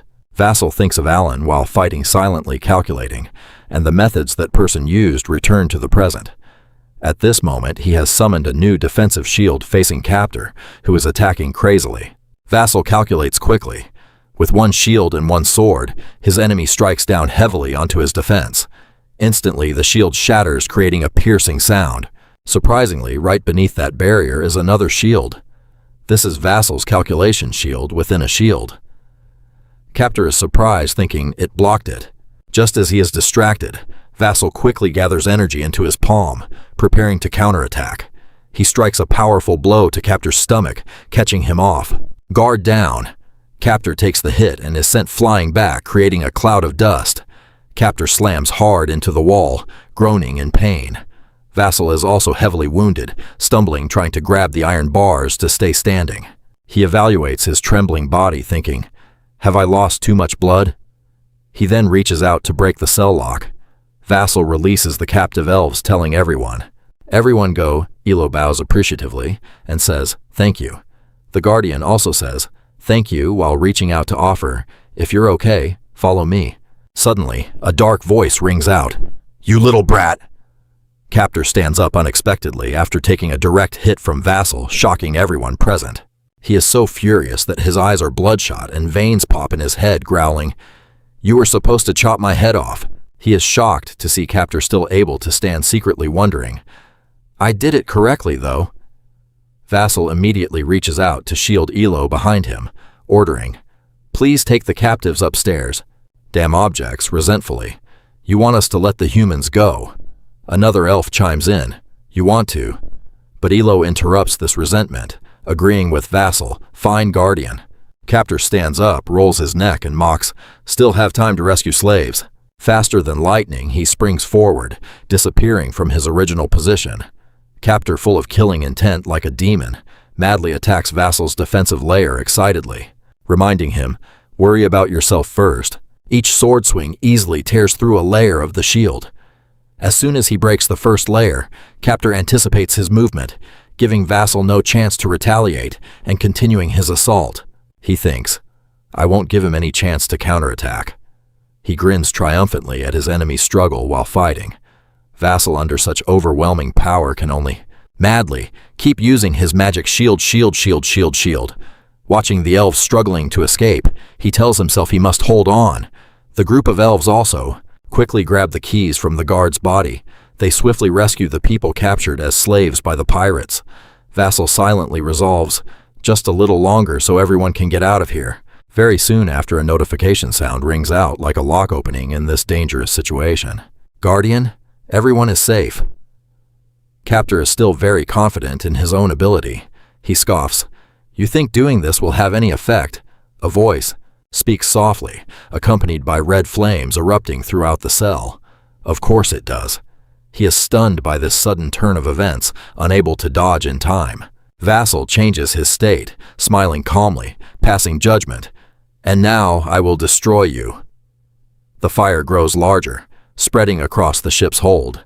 Captor starts to get tense, thinking, what is this? His Vassal's eyes have changed. They are sharp as a hunting leopard's. Sensing danger, he immediately retreats silently, calculating the air around him has changed. The expression on Captor's face carries an indescribable excitement. He thinks, finally is he ready to strike. Captor channels the energy within his body. Immediately afterward, aiming straight at Vassal, he recklessly lunges forward, confidently declaring, then I will pierce both you and your shield. Suddenly, he begins using magic, making Captor panicked. Vassal summons a spear of blazing red fire. He powerfully points the tip of the spear toward him, not showing any fear but ready to face him. Flame spear. Captor darkens his face aggressively, swinging his sword forward, assessing a fire spear. Seeing Vassal's momentum not at all inferior to his own, he immediately doubts, no, this is completely different. This spear is... The two attacks collide, creating a piercing sound and a blinding light. Captor secretly wonders, at the very least, this must be several levels higher than the magic he used before. Right now on the deck, the situation is disadvantageous, leaning toward John Click. He curses angrily. Damn it! John Click looks at the growing legion of Hellfire Dwarves, surrounding him, urgently calculating a countermeasure. The more I kill, the more there are, but I can't kill them all. He frowns, steps back, and curses. What the hell is my stupid brother doing? Observing that Darius is still standing there nonchalantly, John Click gets even more frustrated, thinking, if he were here, I would have caught that witch already. The dwarves don't let him rest, rushing to attack again. John Click only uses one slash to block them, telling himself, just need to hold on a little longer. Suddenly, the wooden planks beneath his feet start to crack, revealing flickering light. The ship shakes violently, making John Click, who is already worried, even more panicked as he looks at the light growing larger beneath his feet. He is even more confused by this tricky situation. A giant pillar of light appears piercing through the deck and shooting straight into the sky, making the night vanish in an instant. The sea surface quakes. John Click is standing right at the center of that giant energy source. He immediately cries out in pain, spitting up a mouthful of blood. He cannot believe he has been defeated, only able to helplessly collapse and scream in anger, no, impossible. Darius is also shocked by this sudden scene, covering his mouth and gasping. What is this? She hears the noise and turns her head to look. When she sees Elo and the elves rescuing the prisoners, she thinks I was too careless. After that, she looks at Vassal, who is lying flat in the ship's hold, and blames herself, left all the work to Vassal. In the flickering fire surrounding him, he lies there silently and motionless. A notification pops up on the system interface. Mission complete. Reward received. You've obtained a mid-grade mana stone. Below the ship, the pirates are still acting aggressive. They climb into their small boats, constantly shouting, "The leader's been taken down!" Surround them. Defensive ships focus. Amidst the chaotic noise, Darius just lets out a mocking laugh and gently raises her staff. She uses magic to command the Hellfire Dwarves to disperse. Go on. I think we should reconsider this, Darius says firmly, slamming her staff onto the deck. The sound echoes like a siren, causing the dwarves to... Hesitating for only a moment, they leap into the sea and charge at the pirates' small boats. The large ship begins to move, leaving behind the blinding light of the battle that just ended. Healing energy is being used by Elo on Zasu. He clutches his wounded body, struggling to sit up, and asks, What happened? She gently urges him, Don't move, my savior. A warm glow from her magic still radiates. Elo speaks up. My mana hasn't fully recovered, so the healing will be a bit slow. Darius, watching Zasu wake up, can't help but praise him from the side. Well done. You defeated those 2 knights all on your own. He's still dazed and confused, blurting out, Huh? Zasu asks skeptically. I thought I was only fighting 1. She calmly explains. Actually, it was 2. The 2 leaders of the pirate crew. They are tied to the mast unconscious. Quietly, Ilo says gratefully, I owe you a great debt. She confesses seriously to Zasu's bewilderment. A massive one. Even if I can't repay it right away, but Ilo declares loudly, I, Ilo, child of the White Lotus tribe, swear by the name of my ancestors one day, I will repay this favor. He humbly replies, I'm Zasu Demon. I was just doing my duty as a guardian. That's enough, Lady Ilo. At the height of the moment, Darius suddenly cuts in. Don't forget about us, the people from the Fire Mage Tower, too. A loud call echoes out. The Tower Master and her cohorts appear reporting seriously. We have finished checking on the prisoners. She responds with satisfaction. Good work. Darius turns to look at Ilo, praising her. Your subordinates are so efficient. Zasu is caught off guard, thinking they are acting completely differently than before. He turns to look at her, bewildered. He asks, Lady Ilo, what did you mean back in the ship's hold? Ilo calmly replies, Are you asking about... Darius starts startled to hear her question. When I mentioned the spirit scent, why? Out on the vast sea, the ship continues to sail. Forward, where the sun is starting to peek over the horizon. Zasu replies, Yes, that's right. Ilo probes, Do you have mixed blood with the Dragon Clan? Zasu wonders aloud. The Dragon Clan. He remembers the image of the massive dragon hiding in the forest and answers thoughtfully, That's right. Actually, I do carry the blood of the Azure Dragon. Of course, it's only like a single drop in a lake. That's enough. She gently lifts his hand slowly, sniffing the faint scent, and says, But even with just a little dragon blood, it's enough to attract spirits. Ilo calmly explains the reason given Zasu's confusion. I can smell a very strong spirit scent coming from you. That's why I wondered if you were a mixed dragon blood like me. Darius, witnessing the entire conversation, can't help but silently speculate. Is mixed dragon blood the reason Zasu is able to develop this quickly? She looks toward the distant horizon, thinking he could become someone. Before the morning sun, Zasu's face becomes clear in her mind.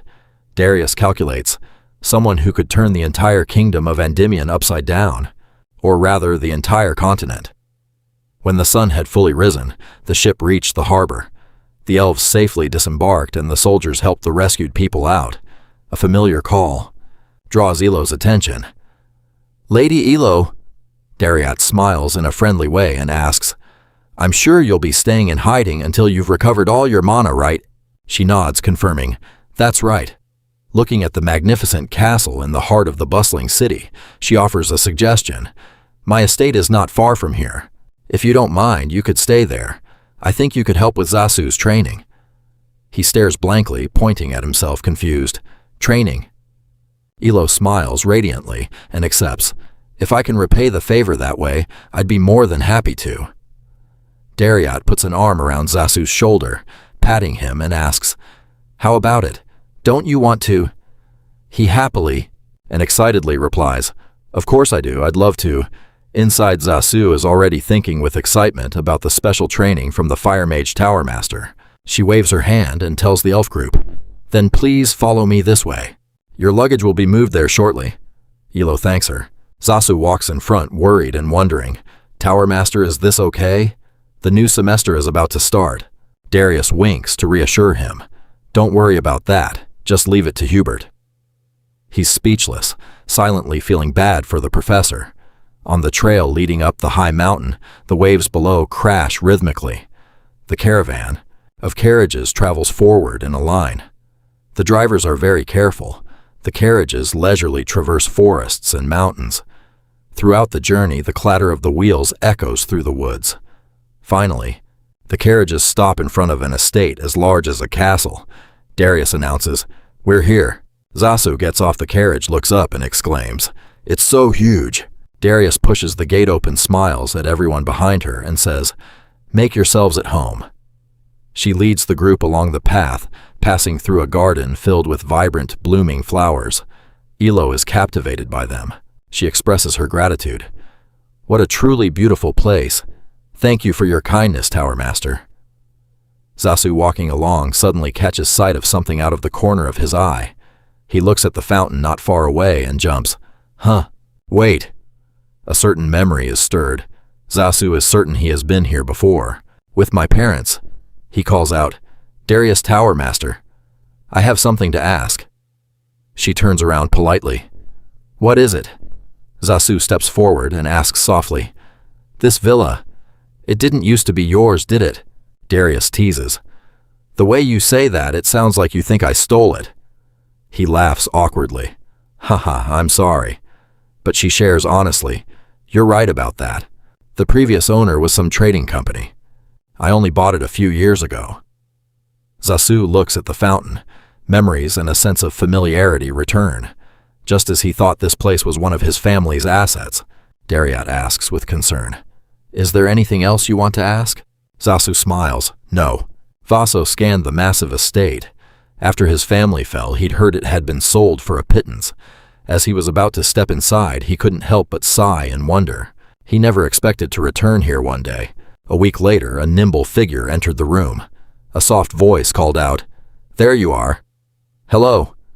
The elf girl from the White Lac Tree clan appeared and bowed respectfully. I heard you summon me, my lady.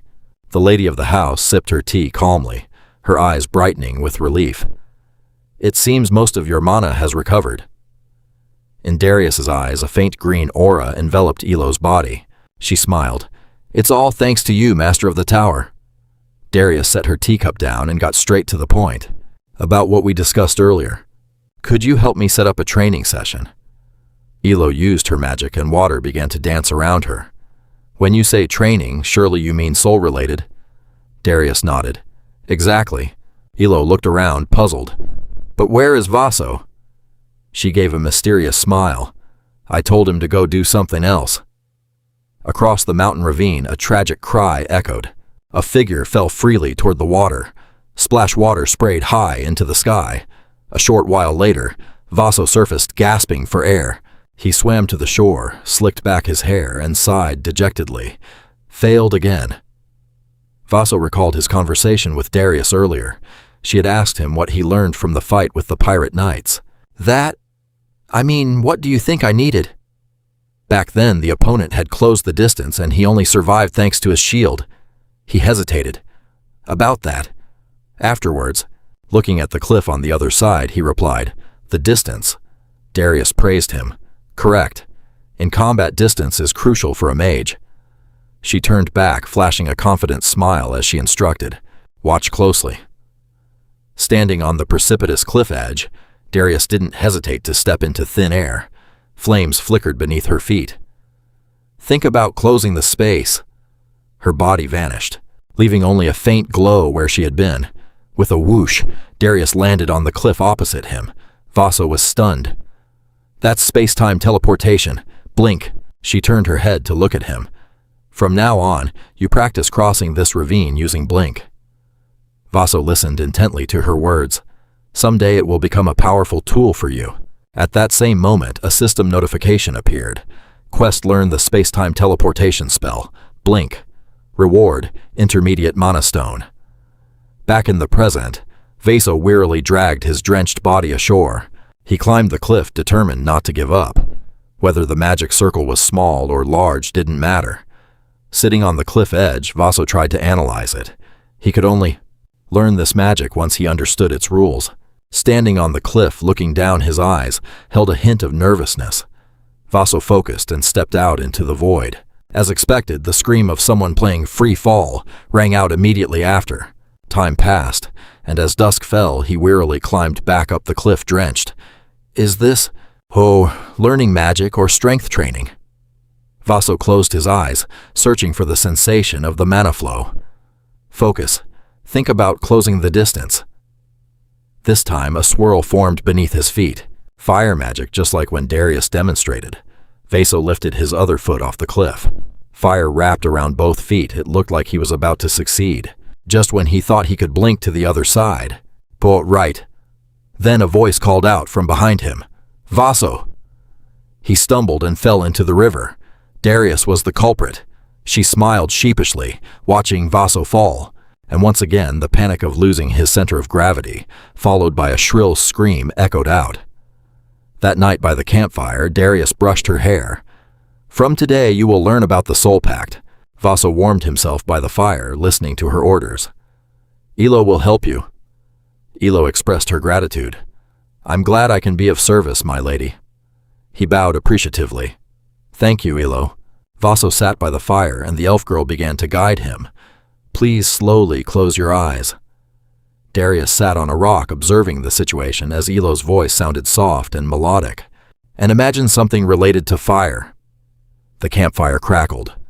"Morning sunlight, midday heat, or just a campfire, anything works." Immediately after, a powerful flame erupted within Vaso's body. "Fire!" Ilo was incredibly surprised. Amazing, a human body holding such pure mana. Then she closed her eyes. "I will enter your subconscious and lead the way." Ilo moved behind Vaso, placing her hands on his back. In the subconscious, the girl in her spirit form held his hand, leading the young man forward. Most people don't know this, but everyone can enter the gate of the soul. Whether human, elf, or any other existence, we are all born from nature. The purpose of all existence intersects, and the gates will open. Sitting and watching, Darius was slightly surprised to feel such an abundant flow of mana. Ilo was also curious. The flow in this heart. What could it be? An image flashed, someone stabbing someone else to death. Is it hatred? Ilo felt a mental sting and clutched her head as she saw the bloody image. After that, she gradually regained her senses, finding the path to continue forward, curious in her heart about what this flow was. They stood before the gate of the soul, but what they had to cross was a rushing river. Ilo looked at Vaso beside her. Is that hatred? But then she immediately denied it. No. Perhaps that's something from the outside Vaso.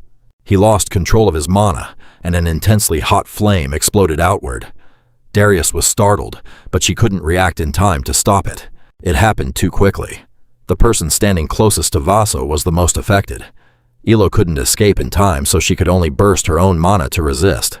No one knew how much time had passed. Vaso slowly opened his eyes. He saw Darius worriedly by his side. She asked with concern, "Are you awake?" Vaso tried to sit up and look at the Tower Master. He clutched his aching head, remembering nothing. "What happened?" Vaso asked vaguely. "I felt like my mana exploded." Just then, Ilo opened the door and stepped in. He tilted his head. "Miss Ilo." He noticed her arm was bandaged. Ilo smiled to reassure Vaso. "Benefactor, I'm fine."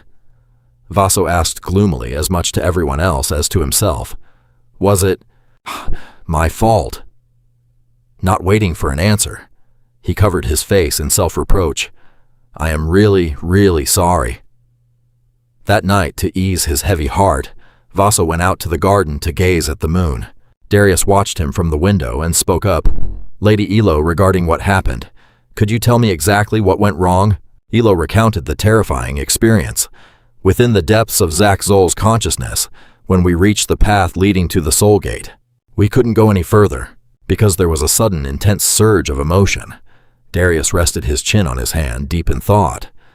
"A surge of emotion, you say?" Ilo confirmed. "Yes, it felt just like a wave of hatred," she remarked. "But it also felt like deep sorrow, a sadness so immense that I wonder how he could have hidden it for so long." The next morning, right at the edge of the forest near the mansion, Darius called out, "Russell." He turned and replied, "Yes, Tower Master." She smiled. "We're starting your new training today." Russell bowed respectfully. "As you wish." Suddenly, Darius declared, "Start by cleaning." He was so surprised he looked up immediately. "Ma'am." She assigned him to help the mansion staff for a week, to clean every nook and cranny, she added. Russell thought to himself, "Cleaning the mansion." Darius continued, "Meanwhile, Lady Ilo and I will take a trip to the capital." Ilo bowed politely. "See you next week." Russell bowed awkwardly in response. Yes, you two take care." Before leaving, Darius didn't forget to clarify, "This isn't a punishment, by the way." Russell nodded obediently. Understood. He planned to clean while practicing his refraction spell during his spare time, but her next words made his plans fall apart. Just a heads up, she said. For this week, I'm forbidding you from using magic. Russell sighed in disappointment. Huh. After Darius left, he started cleaning the mansion. At first, he picked up the mop and examined the hallway with the clumsiness of a teenager. He gripped the mop handle and pushed it forward, his voice full of determination. I'll just get some physical training in while I mop. Russell thought to himself, it's just that I can't use magic. But the consequences were truly unpredictable. Because the mop was still wet, he pushed it too fast. A trail of water followed him and he slipped. Russell fell backward. The mop flew up, catching a flower vase nearby on its way. Crash. He landed on his backside. The floor was fine, but the vase shattered. A servant walked up from behind. Who mops at that speed? Russell looked up to hear the person say, Lady Darius really cherished that vase. In his mind, he suddenly remembered the Tower Master's warning. And Russell about the cleaning. Just follow the head housekeeper's instructions. At that moment, Rhea the head housekeeper was leading the servants waiting to see Darius off. Rhea was a middle-aged woman with a stern face, sharp eyes, and a seemingly difficult personality. She was the one who had just spoken. Looking at the shattered vase, Russell finally snapped back to reality. I'm so sorry. Rhea put on her gloves and said coldly, I know you're not allowed to use magic for a week. She handed Russell a rag. So from now on, you will clean exactly as I instruct. And thus Russell's life as an apprentice servant began. When he picked up a vase to wipe the base, Rhea stood behind him watching. You have to support the bottom of the vase with your hand. While mopping the floor, she scolded him. You didn't think you had to clean behind the door too. Russell turned pale and apologized. Rhea continued to nitpick, and it seems you can't see the dirt on the floor, can you? And then followed a series of nagging, picky, and very annoying comments from head housekeeper Rhea. After a day of cleaning, he sat on the floor exhausted and let out a sigh. Russell was covered in cold sweat, his eyes unfocused. His head was still buzzing with Rhea's stern words. Russell, the carpet, the window. He felt like life wasn't worth living. Is this some kind of mental training? Before he could even rest, she continued to direct him. Russell, it's lunchtime. Follow me. He sat there unable to move and could only laugh weakly. Haha. I'll eat later. Rhea turned her head, her voice cold and leaving no room for resistance. Follow me, now. Russell froze on the spot and whispered, All right. In the staff kitchen, dishes were already set on the table. The sound of chatting and laughter filled the room. Russell looked around and thought to himself, There are so many people working here. Suddenly, someone started a conversation. What's your name? It was an old man with silver hair who looked quite kind. He replied politely, I am Russell V. Raymond. The man was slightly surprised to hear his surname. Raymond, you say? Russell bowed, feeling nervous. Does he know me? Unexpectedly, the man praised him. You're quite handsome, black hair and red eyes, too. The maid sitting opposite him clapped along. That's right. It looks so cool. Suddenly, a burly, muscular young man slapped Russell on the shoulder. You look pretty sturdy yourself. Let me have some of those muscles. Russell was startled. The young man was named Lucien. He laughed loudly and patted his back. I'm just joking. Everyone burst into laughter again. Russell held his shoulder, smiling on the outside, but feeling like collapsing and crying on the inside. Just bear it for 1 week. This must be training. It's definitely training. On a beautiful golden afternoon, the orange sunset painted the sky red. Russell carried wood along with some of the mansion servants. Carrying wood was hard labor. He sweated profusely, nostalgic for his magic. If I could use my mage body, I could finish this in an instant. After finishing, Russell and the others sat down at a wooden table by the stream. Everyone was chatting lively. Drink up, everyone, you've all worked hard. Everyone raised their large mugs of beer, cheering as they clinked them together. Lucien glanced over and saw Zaso gulping down his beer, so without a second thought, he gave him a solid smack on the back, causing the boy, to jump in shock, nearly scaring the soul out of him, and spit out the mouthful he had just taken. Vassal recovered and turned to confront him. "Hey, why'd you hit me?" Lucian shot him a warning glare. "You're still just a student, kid. You'll get sick if you drink alcohol like that." Vassal suddenly realized, oh right, he'd completely forgotten he was still a student, acting as if he were still a mercenary. The old servant chuckled. It's all right.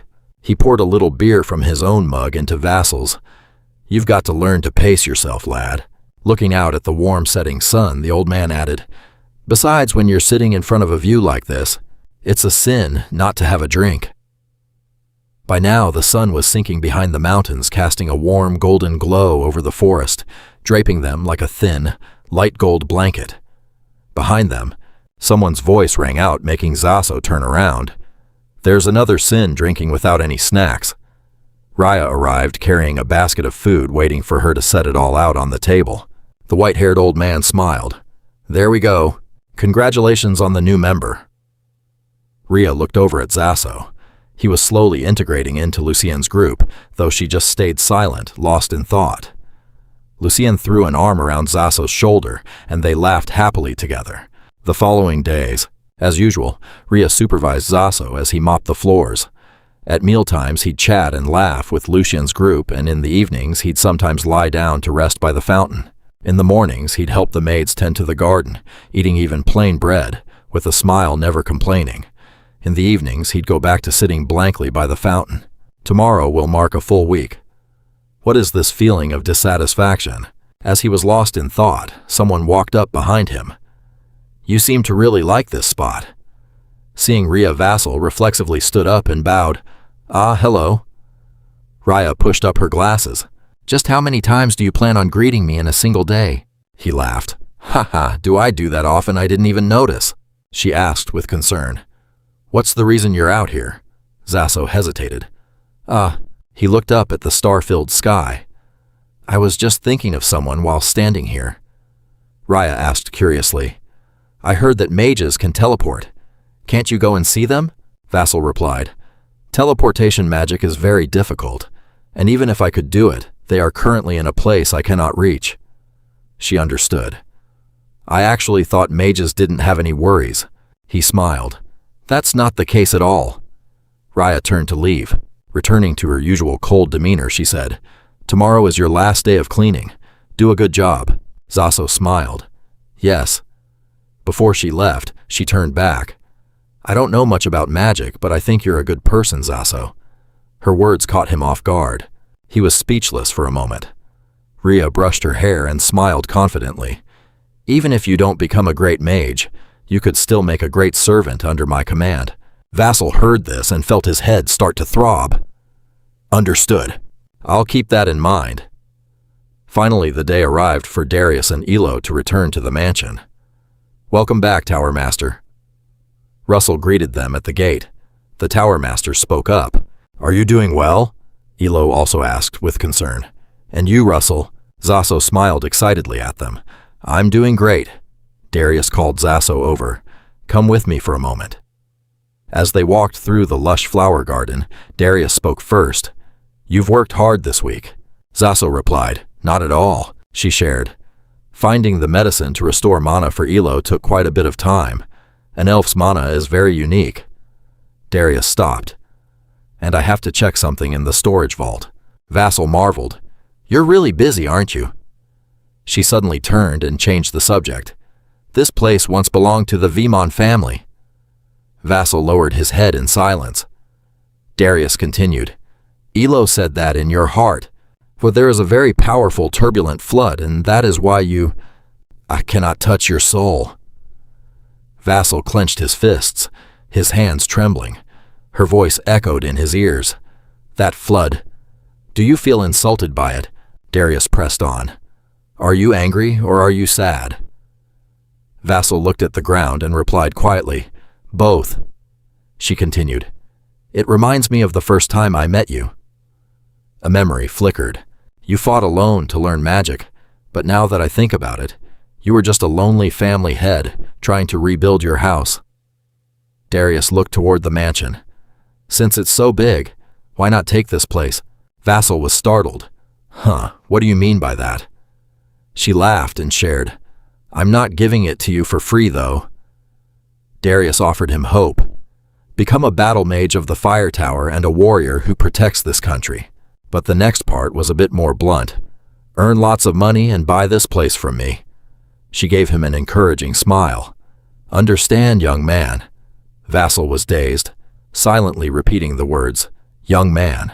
Darius beamed like a flower and sincerely advised, don't struggle alone. That evening in the forest by the campfire sitting across from Vassal Elo, instructed, last time when I approached the door of the soul, I didn't wake your subconscious. I only guided you with my mana. This time let's go to that door together. He nodded dejectedly, still worried about himself. What if I hurt you again? The girl smiled innocently, reassuring him. I brought plenty of medicine, don't worry. Vassal scratched his head. No, that's not what I meant. Ignoring his lack of confidence, Elo began to guide him. Then close your eyes and think of fire like you did last time. I will awaken you within your mind. In Zaso's mind, a pure white figure appeared. He called out softly, Elo, is that you? She spoke up. Can you see me?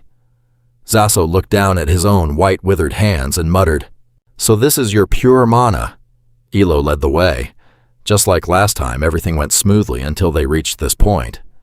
They walked for a while, but she stopped.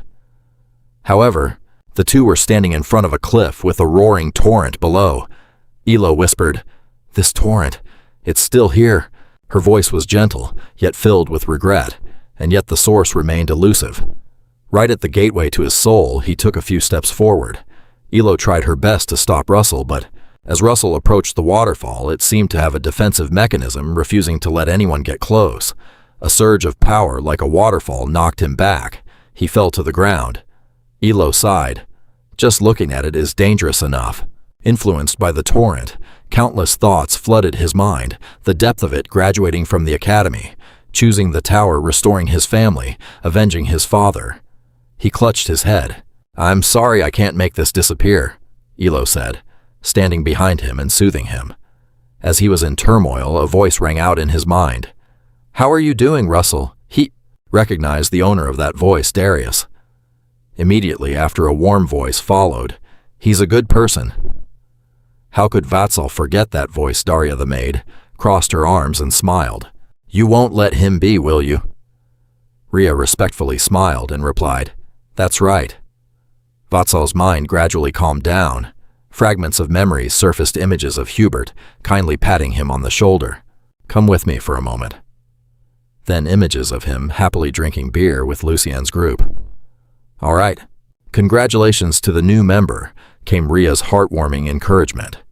I don't know much about magic, but I think you're a good person, Vaso, came Darius's sincere consolation. Don't struggle alone. His mind couldn't help but shed tears. That's right. He couldn't make it disappear, but Vaso stood up resolutely, looking at the spiritual gate. I can jump over it. In his mind echoed Darius's teaching. Think about narrowing space and time. Elo hurriedly tried to stop him. Don't get any closer. He gritted his teeth, enduring the surge of negative energy flooding his body through his sheer mental strength. I'm fine. Vaso took a step off the cliff. Fire flared beneath his feet, his heart firm. Even if he fell, he wasn't alone. Elo stared blankly at the figure before her, and dust and fire whirled in the air. Vaso's body had turned into a faint flame, vanishing from the cliff. Flash! His feet, still glowing with lingering fire magic, touched the other side. He saw Vaso had successfully stood before the spiritual gate. Elo was overjoyed. Benefactor, you did it, the system immediately announced. You have completed the quest. You have received a mid-grade mana stone as a reward. Looking at the golden, dazzling spiritual gate in front of him, Vatsal was stunned. He had crossed it. Now what should I do? Elo spoke up. Well, not seeing anyone made him a bit startled. Please enter the gate of light in front of you, my lord, Vaso confirmed. The elf girl Elo smiled and explained, You don't have to. No, we can still communicate thanks to the mana link. Just then, the system appeared again. Quest bond with a spirit. Summon a spirit following Elfilo's soul guidance and form a bond with it. Reward. Mid-grade mana stone, Elo instructed. Please place your hand inside that gate. Vatsal followed, but still worriedly asked, What will happen?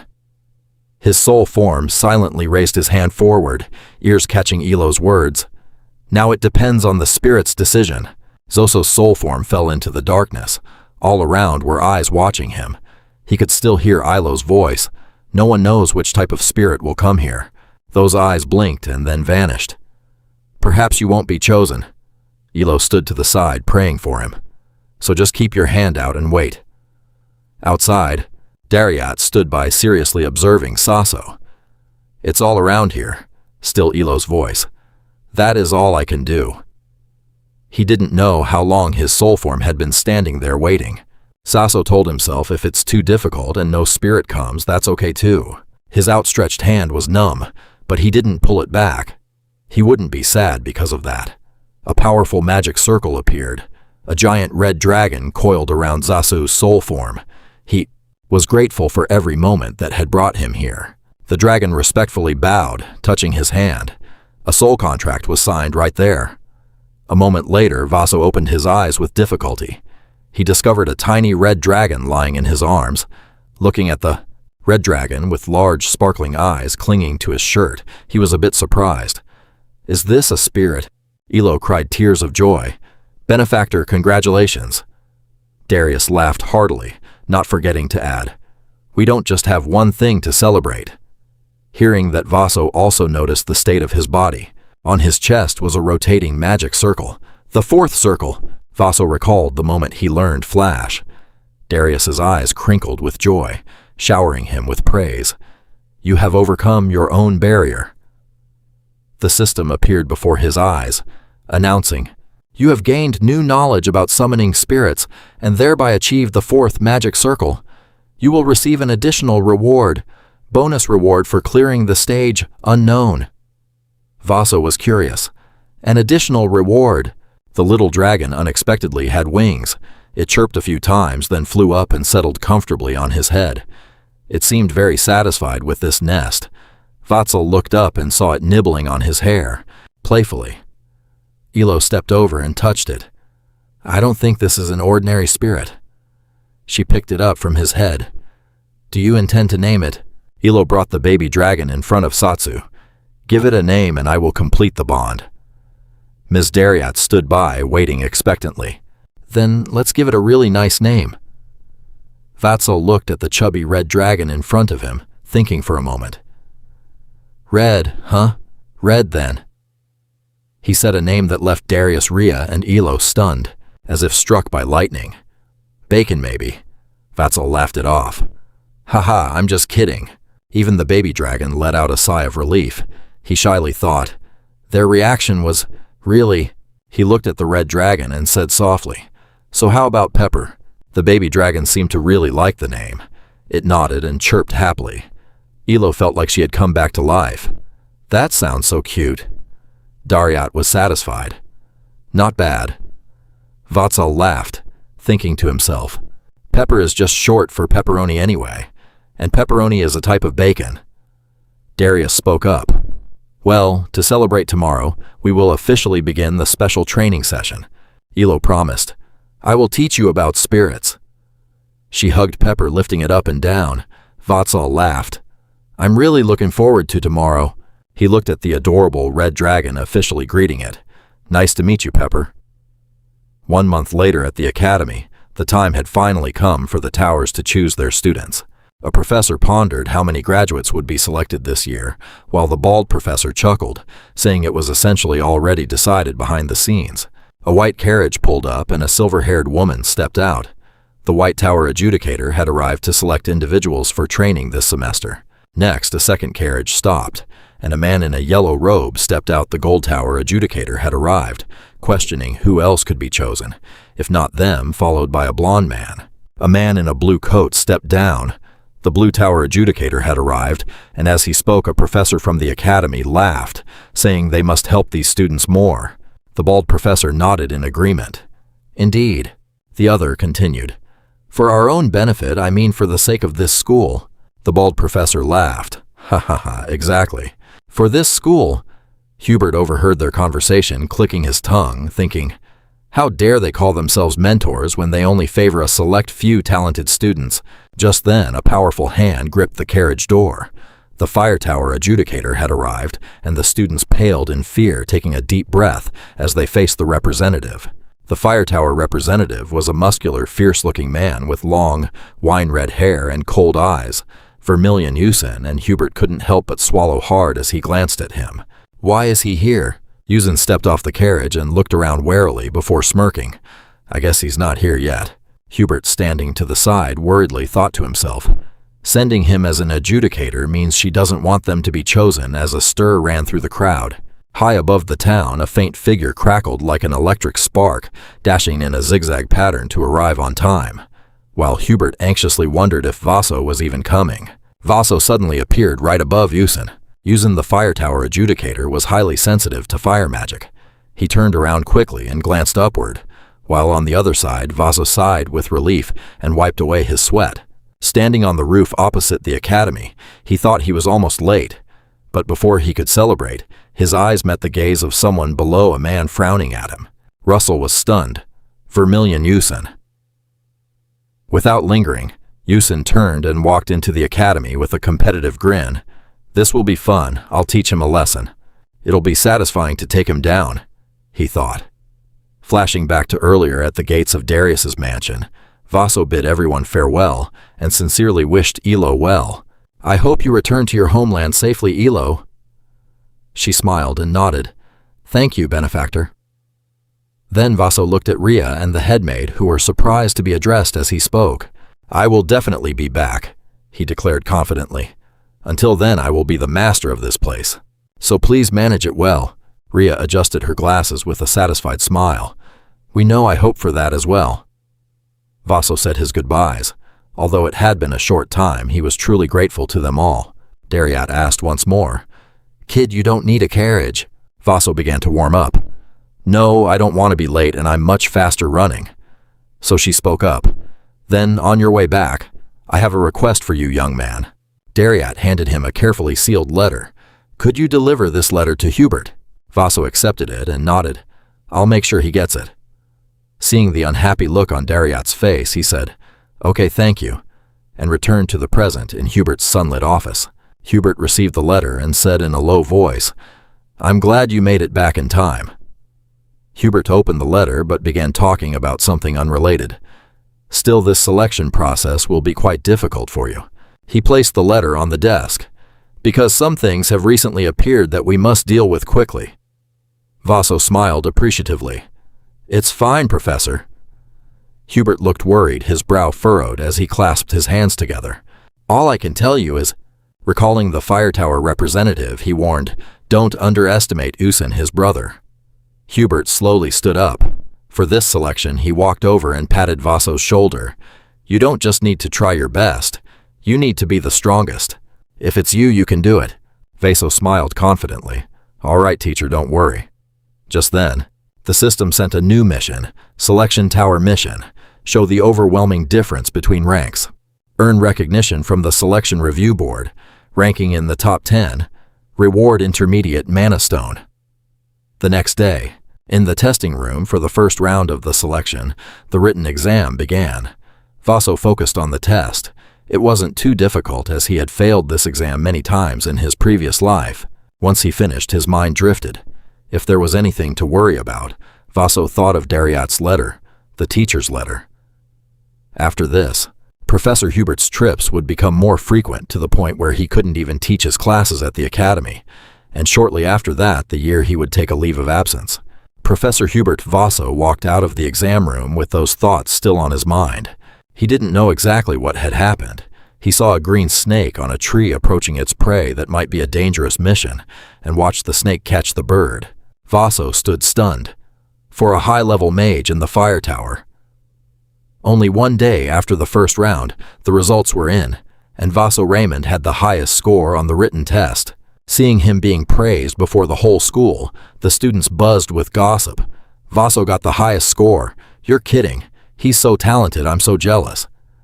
Receiving the praise for the first round, he thought to himself, Can I stop it? The professor's death. There was plenty of time to think as the second round the interview would begin shortly. Vaso and the students sat waiting in the hallway. The professors explained the rules. Enter when your name is called. Not long after, the professor called out, Vaso Raymond. He stood up and silently encouraged himself. I need to stop it. You can stop him after that. You briskly walk into the interview room because the evidence for it is right in front of your eyes, and the reason you don't remember Unsen stopping in the middle of the room in your past life is that you're going to be a judge for the selection process. You confidently place your hands behind your back and look the judges straight in the eye. You've changed the future, and now you must join the fire tower and prevent the professor's death. Seeing Unsen glaring uncomfortably in front of him, Raxo Russell focuses on his mission objective. He needs to earn recognition here. The professor in charge of clerical work gives clear and specific instructions.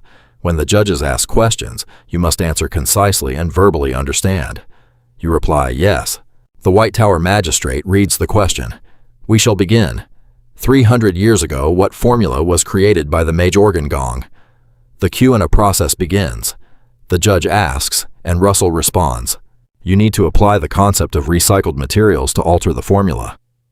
You aren't too worried. These interview questions are easier than the ones on the written exam. While reading the questions, the White Tower magistrate radiates yellow mana energy. Russell notices this, but there is another mission in the second round of the exam. The mana volume suddenly surges. A blinding golden light and immense pressure crash down, but Russell stands tall. He withstands the mana radiating from the selection judge in his past life. He always failed this round. But this time is different. You firmly answer the question without wavering. If you change the ingredient ratios in the potion, you can achieve double the efficiency. The Gold Tower magistrate can't help but praise, that kid is impressive. His expression didn't even change even inside a mana storm. Unsen laughs wickedly like a predator. Is that all you've got? A massive surge of mana erupts from him. The pressure suddenly increases several times over. Russell grits his teeth, bearing the mountain-like pressure. Unsen wears a look of amusement, remaining silent, while maintaining the pressure for a long time. The Gold Tower magistrate looks at him and instinctively frowns. He really is a mad tiger. If this continues, the Gold Tower judge turns his head worried about the fate of the candidates. They might actually die. However, he is shocked when he realizes Russell is still standing firm. He can actually withstand it. The Upper Tower magistrate praises, unexpected. He turns to look at the group of professors trembling from the suppression at the table next to them. Even the newly appointed professors in charge of clerical work are suffering. This judge silently reflects on Russell. He is definitely a genius. It's enviable to be so composed under such great pressure. Clearly you have been recognized by the judges. The system prompts recognition from selection judges, 1 out of 10, 2 out of 10, 3 out of 10, 4 out of 10, 5 out of 10, 6 out of 10, 7 out of 10. Just 8 out of 10, 9 out of 10, 10 out of 10. Unsen feels intrigued. You're still holding up. He immediately unleashes even more mana. Let's see. The pressure increases several more times. Veins pop out on Russell's face. He grits his teeth, standing firm, refusing to let himself fall. Unsen seems stimulated by the kid's stubbornness, his eyes growing even sharper. Suddenly, the Upper Tower magistrate stands up and places a hand on his shoulder.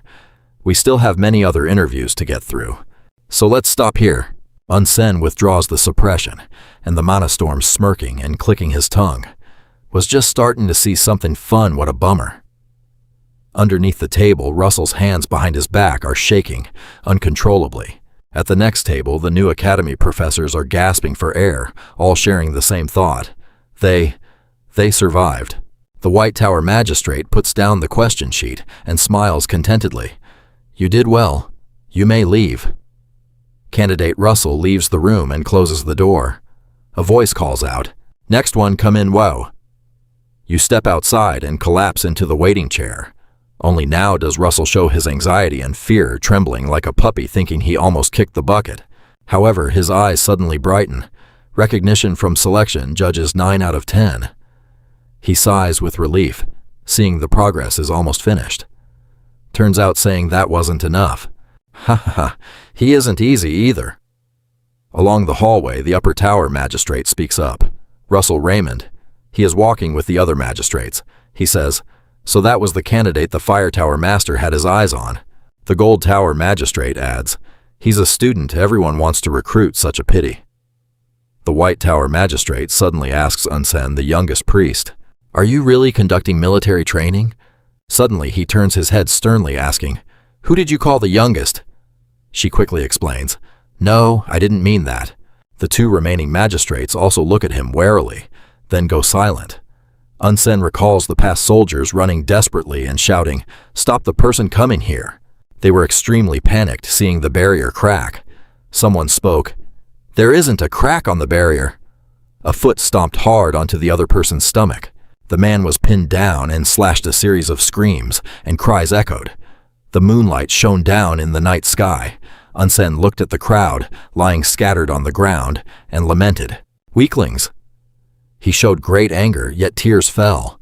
Returning to reality, Unsen thinks to himself, if they collapse, then everyone will be finished. Scene changed to the gathering point. The magistrate calls out loudly, now is the time to begin the third round of the exam. He announces that this round is of the treasure hunt variety.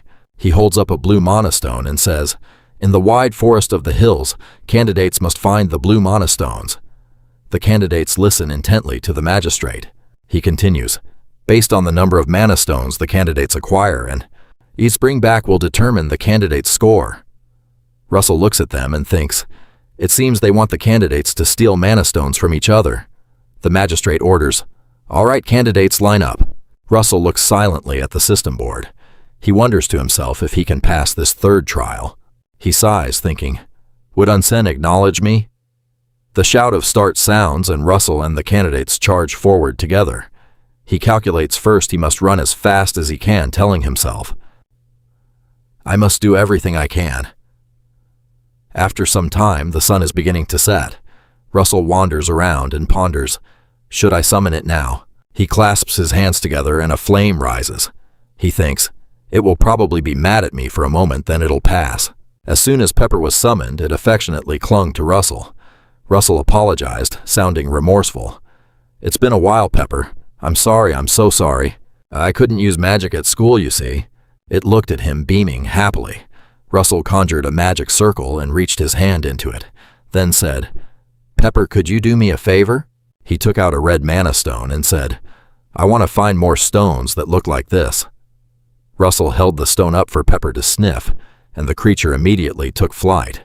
Searching for the stones, Russell watched it and thought, I've heard that spirits in the mana world are incredibly sensitive to magic energy. He laughed and asked, You've already got a scent on it, huh? It turned its head back to look at him, chirping in response. Russell followed the direction Pepper was flying and said, All right then, let's go. Near a tree nearby, a red magic circle appeared. The scene shifted to inside a house where a voice echoed, Finally, I found you. Hubert grabbed a man by his collar, lifting him off the ground, and threatened him. Where is the sorcerer you made that deal with? The man stammered in fear. I don't know. I only sold him. A few ingredients needed for alchemy, that's all. That's all I know. Hubert pressed him further. What about the recipe for that alchemy ritual? He growled. Are you telling me you didn't know that was a heretical ritual? Hearing that the man looked panicked, Hubert shoved him hard against the wall and delivered a chilling warning. Helping those cultists means opposing the kingdom itself. He emphasized, I'll ask you one more time. Where did that sorcerer go? The man was frantic. I really don't know, he blurted out. I just heard he was going to tail a certain woman. She's bringing her apprentice along, and he's planning to track them down to identify who that apprentice is. Hearing this, Hubert immediately thought of Zaxo and rushed out, his heart pounding. If the cultists are targeting her, then it's not just her. Zaxo is in danger too. No, this can't happen. Hubert sprinted away. Sparks of fire flickered off his body. He pondered. Every single participant in this trial is in danger. Deep in the night forest, one participant was complaining to himself. Damn it! What the hell even is a mana stone? He thought to himself, I can't use light magic, or I'll give away my position. Suddenly he heard a strange noise. He spotted a bizarre dark shadow. Right in front of him, he wondered, What is that? He immediately cast a wind arrow. Stepping forward, he said, "You really startled me there." He wondered if it was just another contestant. He looked around and thought, "Is he dead? Well, it is a competition after all." He was about to walk away but stopped. He turned back, calculating. What if that guy had a mana stone on him? He walked closer but saw nothing. While he was distracted, a dark shadow appeared suddenly right behind him. He didn't even notice, muttering, "Where the hell did he go?" He panicked and glanced behind him. A blood-curdling scream echoed through the entire forest.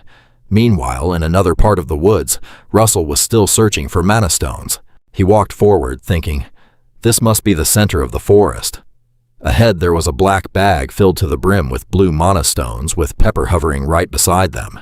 Russell exclaimed, "There they are." He felt like something was off. He mused, "But why are all the mana stones gathered in one place?" Russell stroked Pepper and whispered, "We're done here. You did a great job, Pepper." He sat down by the mana stones and noticed a golem core nearby. "Wait, is this a golem core?" Russell picked it up, inspected it, and pondered. "It's been destroyed. It looks like it was smashed before the golem could even be summoned. Who the hell did this?" Suddenly Pepper shrieked a warning. Russell immediately turned around, looking at the bushes. Something was moving, and it was heading straight for him. Russell looked on in shock as sharp earthen pillars erupted from the ground.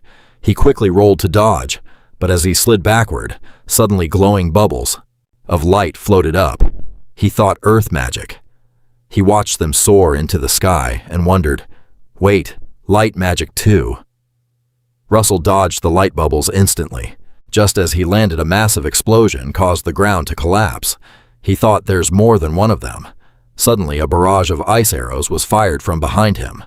Luckily, Pepper reacted in time. It breathed fire, melting the ice arrows. Russell praised, "Great job, Pepper." He raised his hand and launched a fire arrow, shattering the light bubbles. The bubbles burst, falling to the ground and causing a series of explosions. Through the smoke and dust, Russell scanned the area. He stared intensely as they slowly stepped out. Seeing them, he called out, "Who are you people?" He looked at them and continued, "You're supposed to be honor students chosen by the tower." Alec, who had been hiding in the bushes, revealed himself along with Violet. Russell continued, "And yet you're using such cowardly, dirty tactics." Lay brushed his hand aside and spat. "Shut your mouth. Why is a low-life scum like you the one who discovered the first mana stone?" He gritted his teeth, thinking, it should have been only our group that knew the location of that mana stone. This makes no sense. But then he looked at Pepper and wondered, a spirit? Violet spoke up, "A spirit. I see now why he found the mana stone so quickly." Hearing this, Alec thought, Russell demon. I never expected someone to hide such high-level skills on their own. Russell scratched his head and said, "Is it really that special just to find it fast?" He added, "You're acting like it was impossible for me to find it." He sighed, laughing. "Oh wait, that reminds me." Russell continued, "I almost forgot. You guys have some secret deals with the professors, don't you?" Lon felt a sudden jolt, thinking, this guy is sharp. Vaso turned away and said, "Look, I have no intention of getting involved. Just don't get in my way, that's all." Lai was furious, snapping, "Don't kid yourself." But in a heartbeat, Rasul flickered behind him, threatening, "Try me and you'll regret it." Violette was terrified, and Alex was stunned, wondering, did he just teleport? Suddenly a growl echoed. Russell asked, "Pepper?" It turned its head toward the forest, watching intently. Sensing movement from the woods, Vaso asked Lay, "The professors who helped you, did those old guys say they'd destroy the hack golem?" Lay replied, "No." Lay, Alex, and Violet all stepped forward. "We think this is strange too," Lay added. Vaso became alert instantly, turning around with a serious look. Something is coming. Suddenly, the birds in the forest all took flight at once. The forest shook violently as waves of zombies charged toward them. Vaso was shocked. Zombies! Violet panicked. "Why are there zombies in the test area?" Alex added, "This is impossible." Lay was equally panicked, shouting, What are you talking about?" He thought, "I have to run." He turned around, but the sight before him froze him in his tracks. All four of them were surrounded by zombies. He said in despair, "There's no way out." Pepper soared upward, and a wall of fire instantly rose around the four of them. Lei looked on in awe, thinking, a wall of fire. This is a 4th tier spell. Vaso turned to lead them. From now on, everyone focus on a different direction. Take out any zombie that breaks through the fire on your side. Got it? The 3 of them just stared blankly. Russell shouted, Did you hear me? They finally snapped out of their shock and answered in unison. Yes, we did. Lei thought fearfully. I can't believe I almost picked a fight with someone like him. If we'd actually clashed, the damage would have been huge. Vaso watched the zombies burning, calculating. The firewall is only a temporary fix. It's only a temporary measure. Note this line is a continuation of the previous segment. The zombies kept rushing into the firewall. He watched them thinking, I need to find the mages controlling these things. I have to find a way out of here. A zombie lunged through the wall, its face charred. Vaso stared at it, thinking, a zombie. He pondered these heretics hunting for forbidden arts, and the blasphemous entities they summon. He frowned deeply. In the past, the Tower Master suppressed those heretics. So are these just the remnants of that incident? What is their intention in coming here? Vaso was suddenly startled. Could they be hunting me? The zombies kept charging madly. He bit his lip, thinking, no, I need to focus on fighting for now. The magic they're using is a type of curse. He assessed it. One of its traits is that it consumes very little mana. The longer this fight drags on, the more of a disadvantage I'm at. Vaso turned to remind the other 3. Everyone, use your mana wisely. He continued to scale back his firepower, aiming for their weak points. Lei replied wearily, easier said than done. Alex added, but anyway, the judges will be here soon if we can just hold out until then. Violet cut in, the judges won't be coming. Lei was instantly panicked. What are you saying? Vaso confirmed. She's right. Lei said, that's impossible. How could the judges from the capital's magic tower not detect this evil energy? Violet replied. They probably use some kind of trap, to scrub away all traces of mana. Vaso remembered the red magic circle on the tree from earlier, wondering. A trap lay hearing this trembled in despair. So we have to fight, and this entire horde by ourselves, Violet said. Reduce the size and increase the sharpness. But Lei was still terrified. Damn it! Fighting with such complex methods. What's the point of that? Nearby, Alex was struggling to attack the zombies. Lei looked at him and thought, what? Even this guy is following his lead. The heretic hiding in the distance watched and said, they're sharp. They've already started saving mana. The person next to him added, these brats are imitating the apprentice of that damn woman, huh? He raised his hand, forming a purple fireball. Behind him stood a giant monster wielding a hammer. He continued, however, what if they get into a situation where they can't save mana anymore? Suddenly, a loud noise made Vaso and the others glance over. The monster stepped through the wall of fire, letting out a ferocious roar. Seeing it, Vaso and the other 3 gasped, a troll! Violet immediately cast an ice wall at the troll. A flurry of light orbs was launched, and Alex fired crystal shards at the troll, but it seemed like nothing worked on it. The troll growled fiercely. It swung its hammer high toward Alex. Alex watched in panic. Suddenly, bolts of fire were launched by Vaso. Origins. Vaso Flame Spear maximum output. The troll dropped its hammer, and its body began to dissolve. The purple fireball in the heretic's hand shattered. He was stunned. What? He asked his accomplice. He defeated a giant troll in just one blow. Violet was stunned. That spell just now. She judged it had the destructive power of a 5th tier spell. She looked at Vaso and wondered, is he really just a student like the rest of us? Vaso suddenly realized something. Seeing Pepper circling, he asked, Pepper. The trolls, observing that Pepper was also focusing on it, thought that it was. Suddenly, Vaso smiled and said, so that's where you're hiding. He created a blade of fire and used the mage's body technique. Violet watched him in surprise, thinking, what is he trying to do?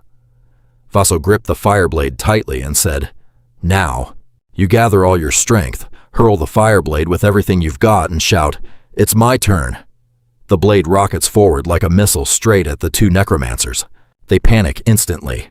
Quick, dodge it. How did they find our position? As the blazing blade tears through the air, the necromancer frantically casts a spell, shouting, "Block it, stop it!" He conjures a wave of undead to shield him. The necromancer stares in terror as the fireblade charges toward his minions. The blade pierces right through the undead, slamming directly into the two necromancers. A massive explosion rocks the middle of the forest. Vassal watches, wondering if he actually took them out. The necromancer crawls out from the smoke and rubble, thinking to himself, "That woman really did raise a monster." He uses his own comrade as a human shield, muttering, "We were saving this move, but I guess we have no choice." Facing the Inquisitors, he lets out a twisted, savage laugh. "To think I'd end up using this on you." Vassal is horrified by the scene before him. The student participants are being held hostage by the bone soldiers. Vassal and his 3 companions are completely surrounded on all sides. The bald gatekeeper suddenly gasps, "Professor Hubert!" The man with the mustache standing next to him also looks flustered, trying to stop him. "I am sorry to say this, but only Inquisitors are allowed inside." But Hubert rushes past him, calling out loudly, "Senior Unsen Unsen." Unsen doesn't even turn his head, replying coldly, "The mission is over." But when the next announcement comes through, his eyes widen in shock. "The cultists are heading this way too," Hubert reports anxiously. "They are pursuing Vassal. The candidates at the testing ground are in danger as well." Unsen's face darkens with rage. A thick, suffocating killing intent radiates from him as he grinds his teeth. "How dare they cause trouble right under my nose?" Cut to the forest. Wave wears a twisted smile, a green flame dancing in his hand. "Dangerously close," he threatens. "If you move even a single finger." One of the candidates held at sword point by a bone soldier turns deathly pale as he is forced to his knees, feeling a killing intent that could end him at any moment. Wave warns, "I'll slaughter them all and turn them into my own bone soldiers." Vassal stands tense, his mind racing. He gags the candidate to stop him from chanting. Vassal imagines the worst-case scenario, calculating every move, even if he uses his flash step. In his mind, he sees Wave, even after being stabbed, still grinning triumphantly. Wave snaps his fingers, triggering a devastating spell. A bloody vision flashes through Vassal's head. "Everyone will die, and finally, they'll all be my bone soldiers." Wave speaks up with arrogant confidence. "So don't bother resisting. Come out." Vassal's face is etched with tension when Wave mentions him. "The child from the fire tower." Vassal bites his lip, thinking, "Just as I thought. I'm their target." He stays silent. He weighs his options and begins to withdraw his magic. Vassal steps slowly out of the shadows to face the horde of bone soldiers. Wave laughs mockingly.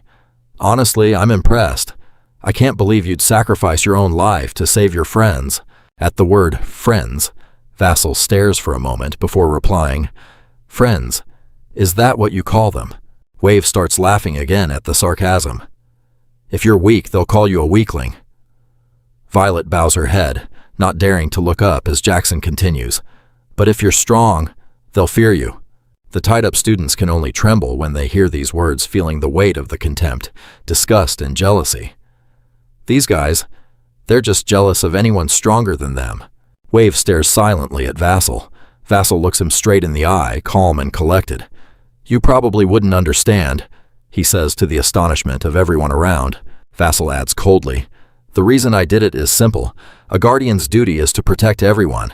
Wave clutches his face, struggling to stifle his insane laughter. He sneers, "In a world where the strong hunt, the weak a duty justice." He raises his hand, signaling the bone soldiers to advance toward him. Vassal retorts, "Those are just empty words from someone weak." Vassal gives a cold, mocking smile. "Look at you hiding behind your bone soldiers because you're too afraid to stand on your own." Wave turns red with rage, biting his lip to hold back his anger. Wave commands a bone soldier to get behind Vassal. It grabs him, holding him tight. Wave sneers, "Fine, if that's what you want." The bone soldier wraps a thick cloth around Vassal's mouth. "Trapped," Vassal screams in fury. "Then I'll kill you with my own hands." Wave summons a surge of white bone spikes around him. Vassal glares, grit teeth. "That brat from the fire tower." Wave holds a sharp bone sword, looking triumphantly at the restrained Vassal. It's a shame I won't get to hear you scream, but I don't have another choice. Vassal watches his every move, his brain overclocking. He remembers a type of magic that requires no incantation. He starts to recall that spell, one that can be performed through sheer willpower alone. In his memory, the system notification pops up. Mission complete. Reward intermediate mana stone. You have gained great enlightenment from summoning the spirits and have reached level 4. You have received an additional reward. Vassal wonders. An extra reward, a ring enveloped in lightning, appears on his finger. Vassal thinks curiously. A ring. This must be the magical artifact. He realizes it can transform into a thundercloud when needed. The power of the ring will be released and grow alongside the user. In the sky above, thunder suddenly crashes, the sound echoing across the gloomy forest. Wave says excitedly, "Your death will mark the beginning of our revenge." As soon as he finishes, a bolt of lightning streaks across the sky, leaving him terrified. Sparks of lightning begin to arc off Vassal's body. Wave looks up in shock, gasping, "The sky!" In that exact moment, Vassal activates his magic. An order echoes in his head. Crush them. Thunder hooves. A blinding light flashes from the heavens, illuminating the entire area. Powerful bolts of lightning crash down, creating an immense pressure. The attack forces everyone back, shielding their eyes. Wave takes the hit directly, screaming in pain. The sphere containing the blue flame in his hand is shattered to pieces. A moment later, as the dust settles, his miserable state is revealed. Wave has been charred black by the lightning, and the bone soldiers he controlled have all collapsed. Vassal stands perfectly still, a powerful surge of energy still radiating from him. Violet approaches from behind and gently unties the rope, binding him, unable to help, but praise him. "I can't believe you actually thought to use the magical artifact in that situation. You're truly incredible." With calm composure, he removed the gag from his mouth and replied. Violet, feeling embarrassed, scratched her head and spoke up. "We're the ones who should be thanking you." She regained her resolve. Turning to look at the students standing nearby, he demanded, "We need to summon the judges here now." The ensuing chaos left Violet feeling uneasy. It looks like everyone needs medical attention," he said, untying a girl and warning her. "Don't forget to tell the judges what I did for you." Alex spoke up, urging them, "Line up and move." Under the starry night sky, Zasu said calmly, "The judges will be here soon." Violet wondered, "What? How do they know about this?" He smiled and replied, "Because my friend is leading them here." Pepper was busy leaving marks on the tree trunks to show the way, burning a symbol everywhere he went. Not long after, a trail of light was lit up in the middle of the forest. She looked at Zasu with admiration, wondering, how many steps ahead was he thinking? He noticed something unusual, leaned down to observe, and saw the ring on Zasu's hand fading. He thought to himself, "The ring is using more mana than I thought." As Violet was leaving, the one who had been defeated began to squirm. Furiously, he chanted a spell. I sacrifice everything I have done." The defeated man's eyes rolled back as he muttered like a puppet, My life, my lifespan, and even my own death." Afterward, both of them sensed a murderous aura and quickly turned around. At that moment, a mountain of white bones was summoned, piling up and transforming into a monster right in front of Violet and Zasu. It summoned a giant skeleton soldier. The giant skeleton let out a roar from above, looking down at them with glowing red eyes. Its long, terrifying tongue flicked out, and Zasu's brows furrowed tightly. He raised his hand to block the energy radiating from it, thinking to himself, "This level is way beyond grade 5. Sensing the situation was dire, Violet turned back and shouted orders. "Everyone run into the forest!" As they were leaving from the side of the other students, Lei pushed the other students aside, his face filled with fear as he rushed to escape. In his mind, he kept telling himself he had to get away at any cost. Suddenly, his eyes widened in shock, and he froze. Lei stared at the bags overflowing with mana stones, muttering to himself, "That's at Zasu's position." Violet turned back to look at him, confused, and shouted, "What are you doing? Why aren't you running?" Zasu looked ahead and explained, "He's targeting that." He continued in, I'm the only one who can hold him off until the examiners get here." Meanwhile, elsewhere, Unsen and Hubert were racing quickly toward the battle, back to Zasu in front of him. The giant skeleton was closing in with a terrifying expression and its long tongue. Violet glanced at Zasu, who was standing in front of the giant monster, her heart. Unable to help but feel confused, she thought, "He must be out of mana by now. What is he doing?" Her gaze followed Zasu's resolute figure, her hand gripping her flame lance tight as she whispered his name in her head. "Zasu, hold on."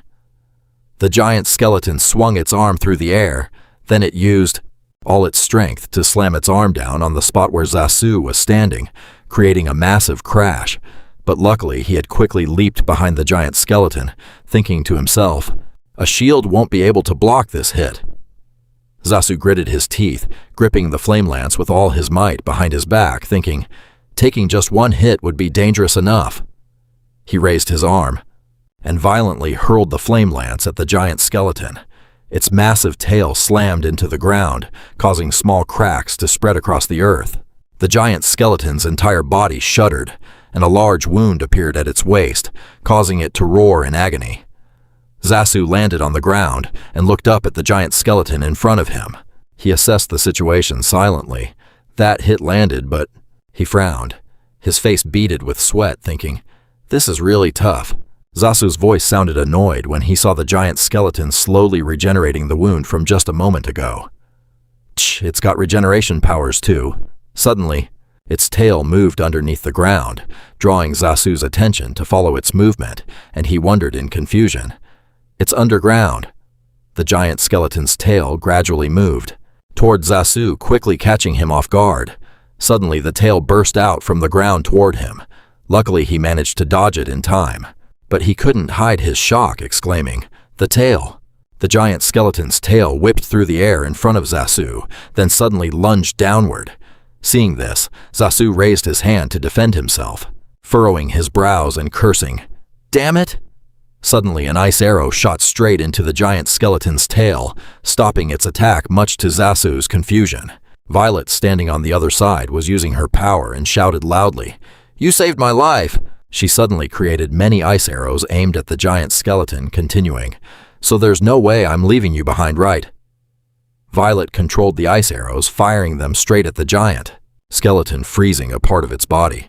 Her voice rang out again, and like you said, suddenly among the crowd of fleeing people, a pair of feet stopped when they heard Violet's voice. Alex turned back to look. Violet's voice this time sounded firm and certain. "This is our duty." The others also stopped at the same time, looking at each other without a word. Violet continued, "As guardians." They started to turn around and run back toward the battle, leaving Lei, confused, his hand still clutching his bag of loot, as he screamed in horror, "Huh? Why are you guys coming back?" He was furious to see them continuing to head toward the fight. He shouted, "Are you all crazy?" Lei kept shouting, "If something happens to you, I couldn't care less." On the other side, a figure lying motionless on the ground suddenly woke up when a small stone accidentally flew over and hit him. Xavier, in pain, tried to move, gritting his teeth and letting out a groan. Suddenly, his eyes widened in shock, his voice faltering. "Could it be?" Xavier looked toward the fierce battle and uttered, "The sacrificial curse, a giant skeleton." He smirked mockingly, his voice filled with sarcasm. "Ha ha, serves them right. Running around and acting all high and mighty just to survive on their own." Xavier saw the students, standing in a line behind Zasu, and continued, "They've all joined the formation." Alex scratched his head, looking apologetic. "Sorry I'm late." Vatsul stood stunned, his mind racing. This wasn't the plan. His eyes widened as he looked back, deep in thought, silent. Then Vatsul broke into a smile, having figured something out. He smiled, his gaze turning resolute. "Flame Spear," he announced. "If you all want to fight, I won't stop you." With that, he hurled the flame spear straight at the giant skeleton soldier. "But if you want to survive, if you want to win," Vatsul said, his face hardening as he proposed his plan. "Listen to me carefully." The giant skeleton soldier swiped its hand, shattering the ice covering its body, and roared as eerie blue energy radiated from it. Vatsul shouted from the side, "I'll create an opening." He put all his strength into his arm, gripping the flame spear tight. "Attack with everything you've got!" he roared, and then threw the spear with all his might. The spear flew toward the advancing giant skeleton. Before it could even react, the flame spear slammed into it. Seeing the moment had arrived, Vatsul yelled to the others, "Now!" Suddenly, a barrage of power-infused arrows streaked toward the giant skeleton, creating a massive, blinding explosion that forced everyone to shield their eyes. Dust and debris swirled in the aftermath. The giant skeleton wailed in agony.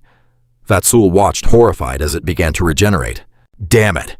He cursed, teeth gritting in frustration. He grabbed his trembling hand and muttered, "One more time." Vatsul forced himself to focus. He tapped into his mana, whispering to himself, "One more time. Flame spear." He thought of everyone risking their lives to stand their ground. Meanwhile, elsewhere, Unsen and Hubert were rushing toward the battle. Vatsul kept telling himself it was his duty as a guardian, while on the other side they were all struggling to reach the fight as quickly as they could. Back at the battlefield, Vatsul watched the other students still trying to take down the giant skeleton, reminding himself that for his own sake, suddenly the flames around him began to flare up, enveloping his entire body. "I have to push further," he thought. A horn sprouted from his forehead. Vatsul's eyes shifted, his red pupils slowly, turning into a piercing gold. "I have to protect them," he thought with steely resolve. Wrapped in a mantle of fire, Vatsul gritted his teeth, clutching the spear tightly. Flame spear," he bellowed, pouring everything he had into it. With his full strength, Vatsul shifted the spear toward the giant skeleton. His eyes widened. The time was now. Vatsul immediately hurled the flame spear with sheer power and conviction. The others saw this and channeled their own strength, shouting in unison as they attacked. A massive surge of power swirled around the speeding flame spear as it rocketed forward. It struck the giant skeleton, making it shriek in terror. The flame spear pierced right through it, causing the giant skeleton to crumble to pieces. Unsen hurried toward the scene of the battle. He saw the students fighting a monster, a giant skeleton. Unsen frowned, grinding his teeth. "What are those weaklings trying to do? They should have just run away." Vermilion Unsen believed that weakness was a fatal flaw. If one fell, everyone would crumble. He stood watching for a long time without intervening, until a spark flickered in the distance. That spark shattered Unsen's perception. The flame spear, burning brighter than ever, illuminated the forest with a blinding light. That day, Unsen finally realized, that flame spear had decisively shattered the giant skeleton's skull. Vatsul stood there, panting with exhaustion. Unsen realized that precisely because they were weak, standing together meant that behind Vatsul, the other students had joined the fight, ready to rise back up together. A powerful explosion erupted, flames licking the sky. As the smoke and fire cleared, the giant skeleton collapsed. Inside, the heretic's face was still visible, alive. He gnashed his teeth in anger, his eyes glowing with a sinister green magic. Not yet. Following his magic, the fragments began to pull themselves back onto the skeleton's body. It wasn't over yet.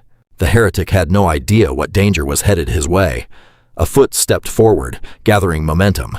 Unsen channeled mana into his fist, a massive surge of power accumulating in his palm, an overheated strike. The heretic finally sensed the terrifying, life-threatening pressure. Unsen punched forward, unleashing the magical force in his hand. "Begone, you wretched thing!" His power left, the students gaping in shock. As the smoke cleared, the wide conical area in front of Unsen had been leveled. That heretic must have been blown to bits. Behind him, a weak voice called out, "If you were going to show up, you could have been a bit faster." Vatsul's body swayed and he collapsed. A nimble hand reached out to catch him. Hubert had suddenly appeared behind him, catching Vatsul. "Well done." Even the stern Unsen wore a rare, satisfied smile. At that very moment, the system notification appeared. Judge's approval rating 10 out of 10. Mission accomplished. You have received the reward mid-grade mana stone. When Vatsul opened his eyes, he saw the ceiling lights above him. A gentle voice asked from beside him, "You're awake." He still looked quite groggy, as if he hadn't slept enough. "Where am I?" Vatsul started bolting upright. "The other students, are they okay?" Hubert reassured him.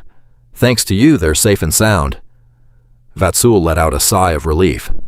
Thank goodness. Professor Hubert adjusted his glasses. Everyone says the same thing.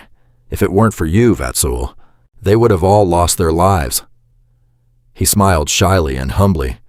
Oh, I had help from them too. The professor smiled kindly. But aren't you curious about the competition results? The professor then slowly realized, oh right. Hubert shared.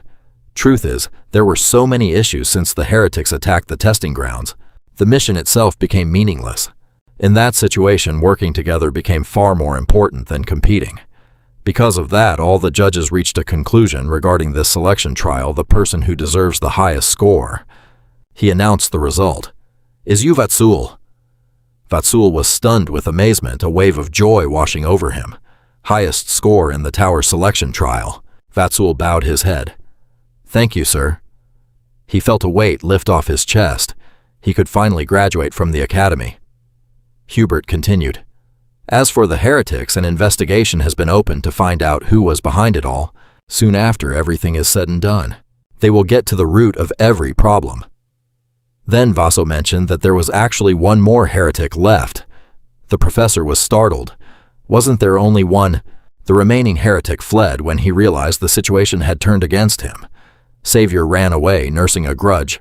I will make you pay for this humiliation. The newcomer at the fire tower, Yusin, pushed the door open carrying a bundle. Looks like I lost his trail, Russell said cheerfully. You've arrived. How are you? Yusin gave a slight nod. Let me see how you're doing. Hubert was afraid Yusin might be too rough on him, and hesitantly said Russell needed time to rest. But Russell stopped him. The professor smiled warmly to reassure him. I'm fine, sir. That evening, out on the training grounds, Russell stood opposite Yusin. The professor seemed brighter than his usual grumpy self when fighting heretics. You must have been bored, Yusin said, just because you had to fight those weaklings. Regarding this remark, Russell stayed silent. The older man clenched his fist and continued, I believe weakness is a flaw, and that thought of mine has never changed. At this, Vaso interrupted. I agree with you, but he raised his head to share his own thoughts. The weak exist, so the strong can become stronger and protect them. And those who are weak, because the strong protect them, they will also strive to improve themselves. Vaso concluded, so no one is left behind, and we will move forward together. Hearing this, Yusin furrowed his brow slightly. Not knowing what he was thinking, he then smirked. Not a bad answer. He tossed the bundle in his hand to him. Open it. Russell caught it, wondering to himself. This is... Opening the bundle, it was a red rose-embroidered cloak, styled exactly like the one on Yusin's shoulders, the fire tower cloak. Yusin nodded with an enigmatic smile. Don't celebrate just yet. He stated that if he wanted to join the fire tower, there was still one more test to pass. Vaso was confused, wondering to himself. But the selection exam is already over, isn't it? Yusin narrowed his eyes, explaining. It can be considered an ancient tradition. He used magic to draw a circle at his feet. Yusin explained the rules. Try to make me step out of this circle. You can use whatever magic you like. He confidently waved his hand. If you can make me move out of the circle, you win. But if you fail, you'll have to pay a fair price. Vaso looked up at him, placing one hand behind his back, silently gathering magic. Don't regret this later. Vaso raised his hand forward as if he had just done something. It wasn't behind him. Then he smiled enigmatically. You're the one who said I could use. Vaso's fighting spirit ignited. Bright red fire magic swirled around him. Any type of magic I want. The villa suddenly, shook violently. This startled Hubert, who was walking down the hallway. At that very moment, Yusin was also bracing himself against the attack, which caused such a powerful shockwave. Moreover, his feet were actually being pushed backward. This made him chuckle to himself. He was covered in armor, reinforced by at least 5th-tier magic. He hadn't expected to be pushed back by Vaso, who was still so young. To think I was actually pushed back. Just then, Hubert ran over and called out loudly, Senior, what are you doing? He scolded Yusin angrily. I can't believe you pushed Vaso this hard, while his body hasn't even recovered yet. Feeling a bit guilty for being caught red-handed doing something bad, Yusin sheepishly defended himself. This is a long-standing tradition of our fire tower. However, Hubert was blunt, suggesting that this looks more like the actions of immature kids.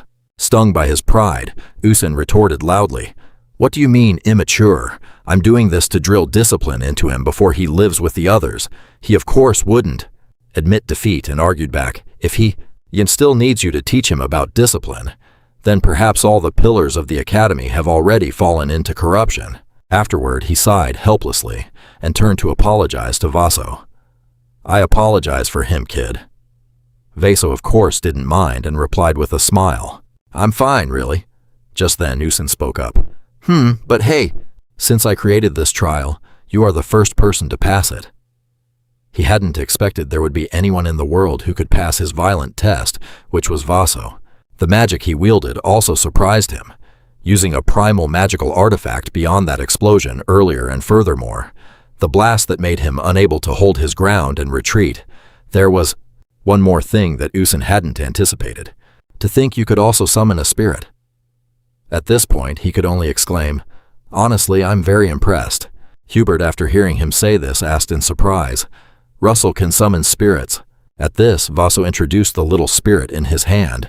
"Yes, its name is Pepper." Both Usin and Hubert stared at Pepper with scrutinizing eyes. Seeing it let out a naive sound, the two old men helplessly exclaimed, "Well, it is cute." The next day on the podium, Vaso represented the graduates, reading out the parting message. And finally, "Vaso, this is me." He smiled brightly, giving his friends sincere wishes, hoping that they would all be guided by the light of mana. As soon as he finished reading, a round of applause broke out below. The morning sun shone through the trees. Hubert complimented Vaso's speech. "That graduation address just now was fitting for the top student." These words made Vaso happily reply, "Thank you, Professor. You're no longer a student now. From now on, you can call me Senior." Following his instructions, he quickly changed how he addressed him. "Yes, a senior." Afterward, the older man asked, "In the capital, have you found a place to stay yet?" He answered honestly, "I was thinking of finding a small room in the outskirts of the capital." Suddenly, Hubert suggested, "No need for that. Stay at my place. Besides, I can't go home anyway, until my contract with the academy expires." That offer left Zasu so stunned, he asked if it was really all right, but he casually replied, "Of course I'm the one offering it to you." At that moment, he recalled the time Darius offered to buy him a house. He hadn't expected to actually move into that luxury apartment he bought from the Tower Master, and she had even reminded him, "The market value of this place is quite high, you know." Thinking of that, a sense of unease rose within him. Why does this feel so familiar? Shortly after, back in his room, Zasu was busy packing his things. Pepper was helping him out when suddenly the system sent a notification. "Congratulations on graduating from the academy. Special rewards are being sent to you." The reward: high-grade magic stones. This notification, along with the scroll in his hand, made him exclaim in surprise, "This is..." He opened the scroll and saw a map similar to the one from before, along with a new mission notification. Find the location marked on the map, as in resolve the related mission. Seeing the place on the map, he smirked confidently, saying, "There's no way I wouldn't recognize this place." Based on the information he gathered, it was a forbidden island, a place where ordinary people were not allowed to set foot. Kulin Island. This was a place where it was easy to arrive, but hard to leave. The island was crawling with magical beasts and was extremely dangerous. To get there, one had to at least reach the rank of a 6th Circle Mage. Recalling this information, Zasu had a lingering question. He was deeply curious about why this sudden stroke of luck had come his way. He couldn't understand the motive behind it. He remembered that day when that person had stabbed him while whispering something cryptic. To think that the king's horn would be carved onto your body. This made him wonder, was it simply to make him stronger? Or, recalling the sensation of that horn piercing his abdomen, he asked himself, or was there some other goal behind their effort to help him grow stronger? That horn had granted him power he never expected. Returning to reality, Zasu sat on his bed and muttered to himself, "I still don't know anything." He picked up Pepper and said, "But I have to get stronger because after all, I have so many things I need to protect." A while later, he was sitting in a carriage speeding down the road. From inside, a voice asked, "Is this your first time visiting the capital?" He replied politely, "No, I've been there before." Unsen heard this and suddenly remembered something. "Ah, right, this kid is a member of the Daemon tribe. He almost forgot." Suddenly, Zasu asked, "Senior, I have something I'd like to ask you." Unsen replied casually, "What is it?" Zasu brought up the matter Hubert had mentioned earlier. Regarding the mission Professor Hubert had brought up, he wanted to know one thing. Does that involve those heretics, right? The reason he asked was because he believed that if it weren't the case, there was no way the professor could have reacted so quickly when they attacked. His intelligence made Unsen chuckle and offer a compliment. "You're sharp." So he honestly confirmed, "That's right. Hubert's mission is to track the Heretic Council. However, there's one point I'm not clear on. I'm not even sure if calling them a council is correct. This lot worships a severed head." Zasu heard this and eagerly suggested, "I want to help with that mission as well." Unsen laughed and teased, "What, you want to hunt down heretics?" He was joking on the surface, but in his heart he remained wary of Zasu. It was hard to tell if he was lying. He judged that the boy had an incredibly honest look in his eyes. After a moment of silent consideration, he answered aloud, "Fine. A man should have big dreams. I'll report this to the Tower Master." Seeing that he had accepted, Zasu joyfully exclaimed, "Thank you, sir." Before he could even enjoy the moment for more than a few seconds, he added, "But," Unsen laughed loudly and set a condition, "only if you agree to learn my magic before we reach the capital." The condition he set made Zasu sigh, defeated. He really loves to gamble, doesn't he? Now he quickly demonstrated the magic he was proud of calling it, overheat. He explained, it was a one-hit kill type of magic. According to Unsen's introduction, overheat was a technique used by focusing mana for even just a fleeting moment. Sensing Zasu's confusion, he thoughtfully provided a concrete example. You can imagine it like using a slingshot. Compress the mana, then fire it. After saying that, he waved his hand to disperse the magic energy from his palm, then smiled and asked, "Can you do it?" A while later, the two stopped at a spot, and Zasu began practicing the Unsen-style method. He trained day and night on the road, and it seemed he had mastered the skill. One fine day near a cliff, a thunderous explosion rang out. Zasu easily unleashed a strike that pierced through the cliffside. This made Unsen extremely satisfied. "Truly, you've exceeded my expectations." He was a bit stunned by Zasu's ability. To think he could fuse overheat into his own original magic. I met anyone this talented before. Now Zasu held up his trembling hand and lamented in disappointment. "My hand is still shaking so much." However, Unsen gently placed a hand on his shoulder. He advised, "You already know how to use it." But he realized a few drawbacks when using this skill. Overheat requires focusing mana at a single point, so one must be careful of being counterattacked after using it. Hearing this, Zasu had a bit of a concern. If that's the case, it's very risky to use this move against strong opponents. He knew Zasu would say that, so he smiled and said, "It's not always like that. Remember, the best defense is a good offense."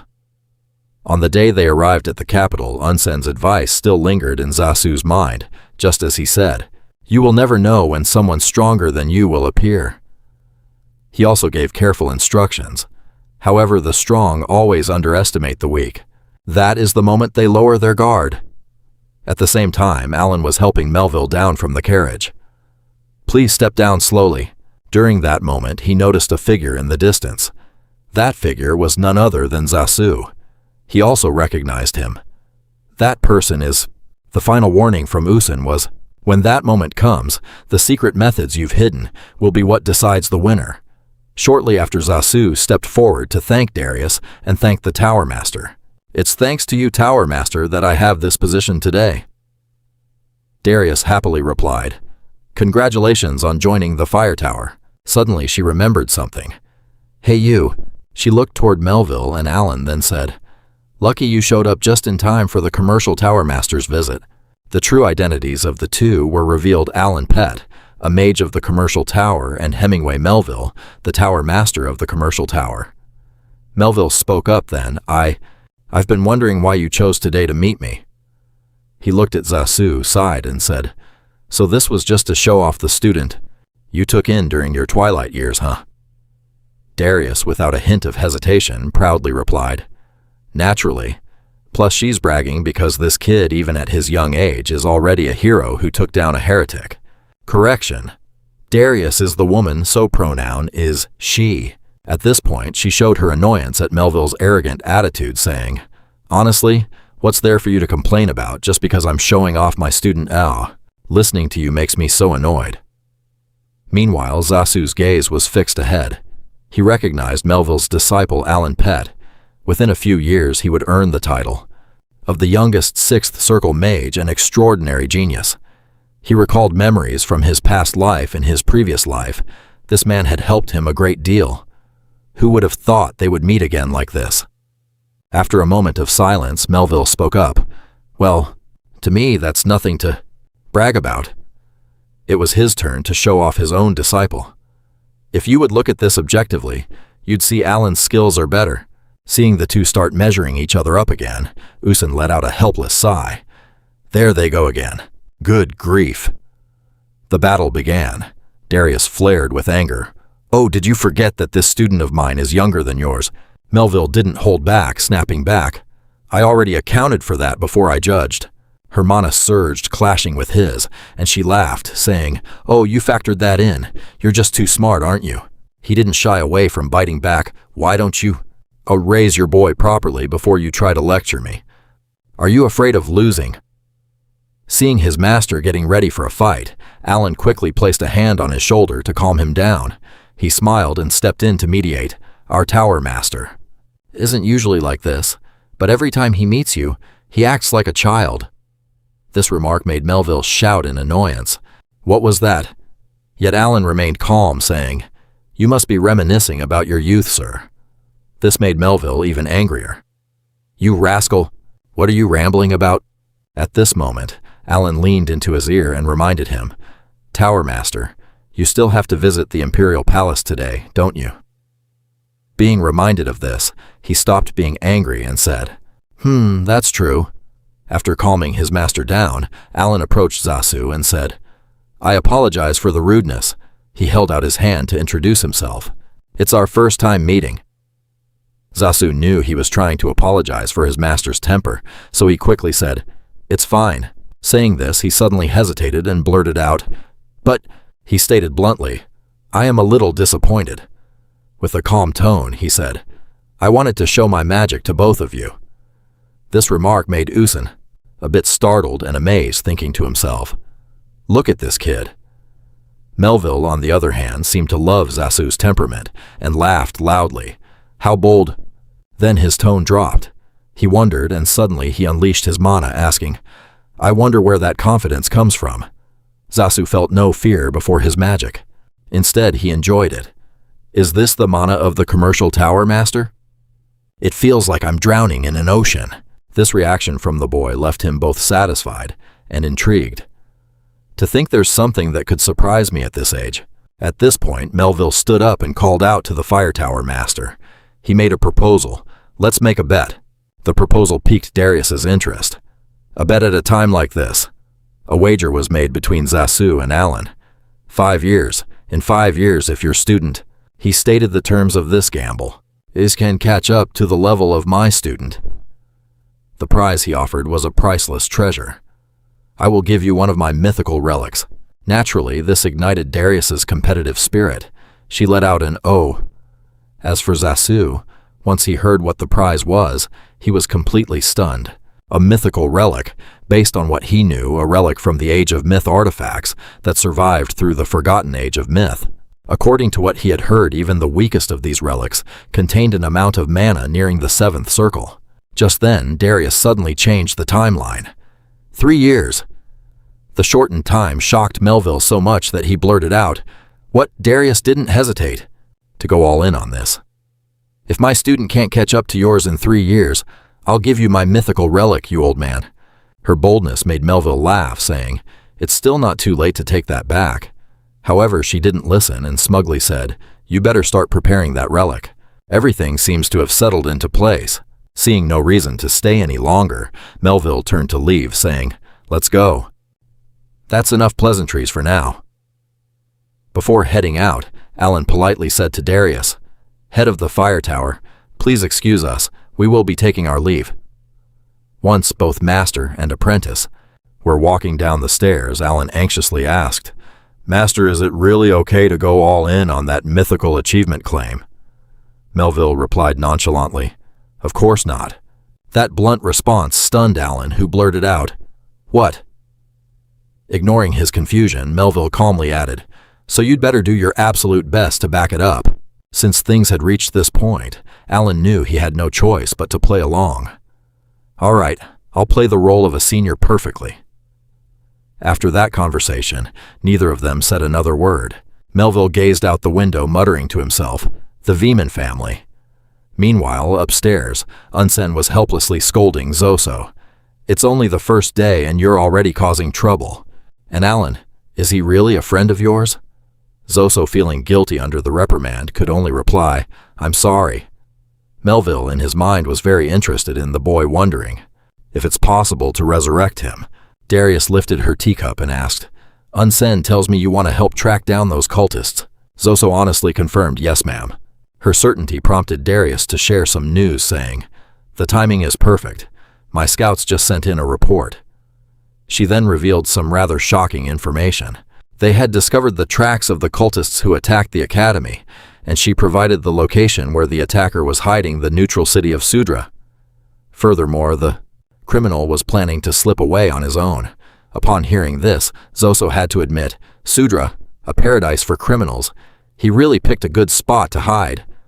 Darius said sternly, "Since you've faced this criminal before, you're in a better position to track him down than anyone else." Her voice dropped to a lower, more serious tone.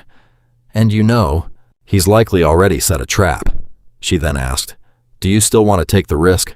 At that moment, Zoso snapped into a formal posture, performed a precise salute, and declared, "I will fulfill my duty as a guardian of this kingdom."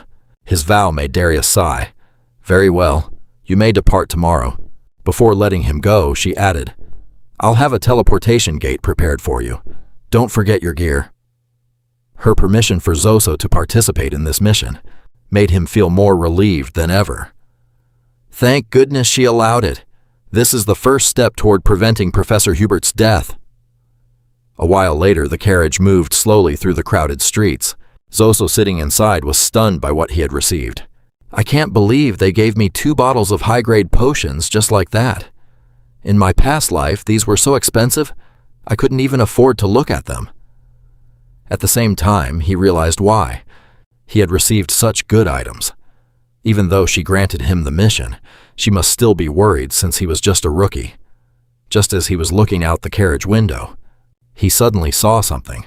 A magnificent piece of architecture made him remember something.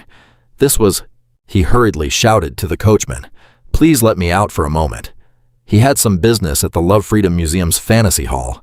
Forgetting everything else, Zoso now stood in front of a withered heart kept inside a glass case, thinking, the source of my regression started here. Then he greeted the inanimate object. Long time no see. His mind was constantly swirled with questions. I've been thinking, why did this miracle happen to me? And then he finally got the answer.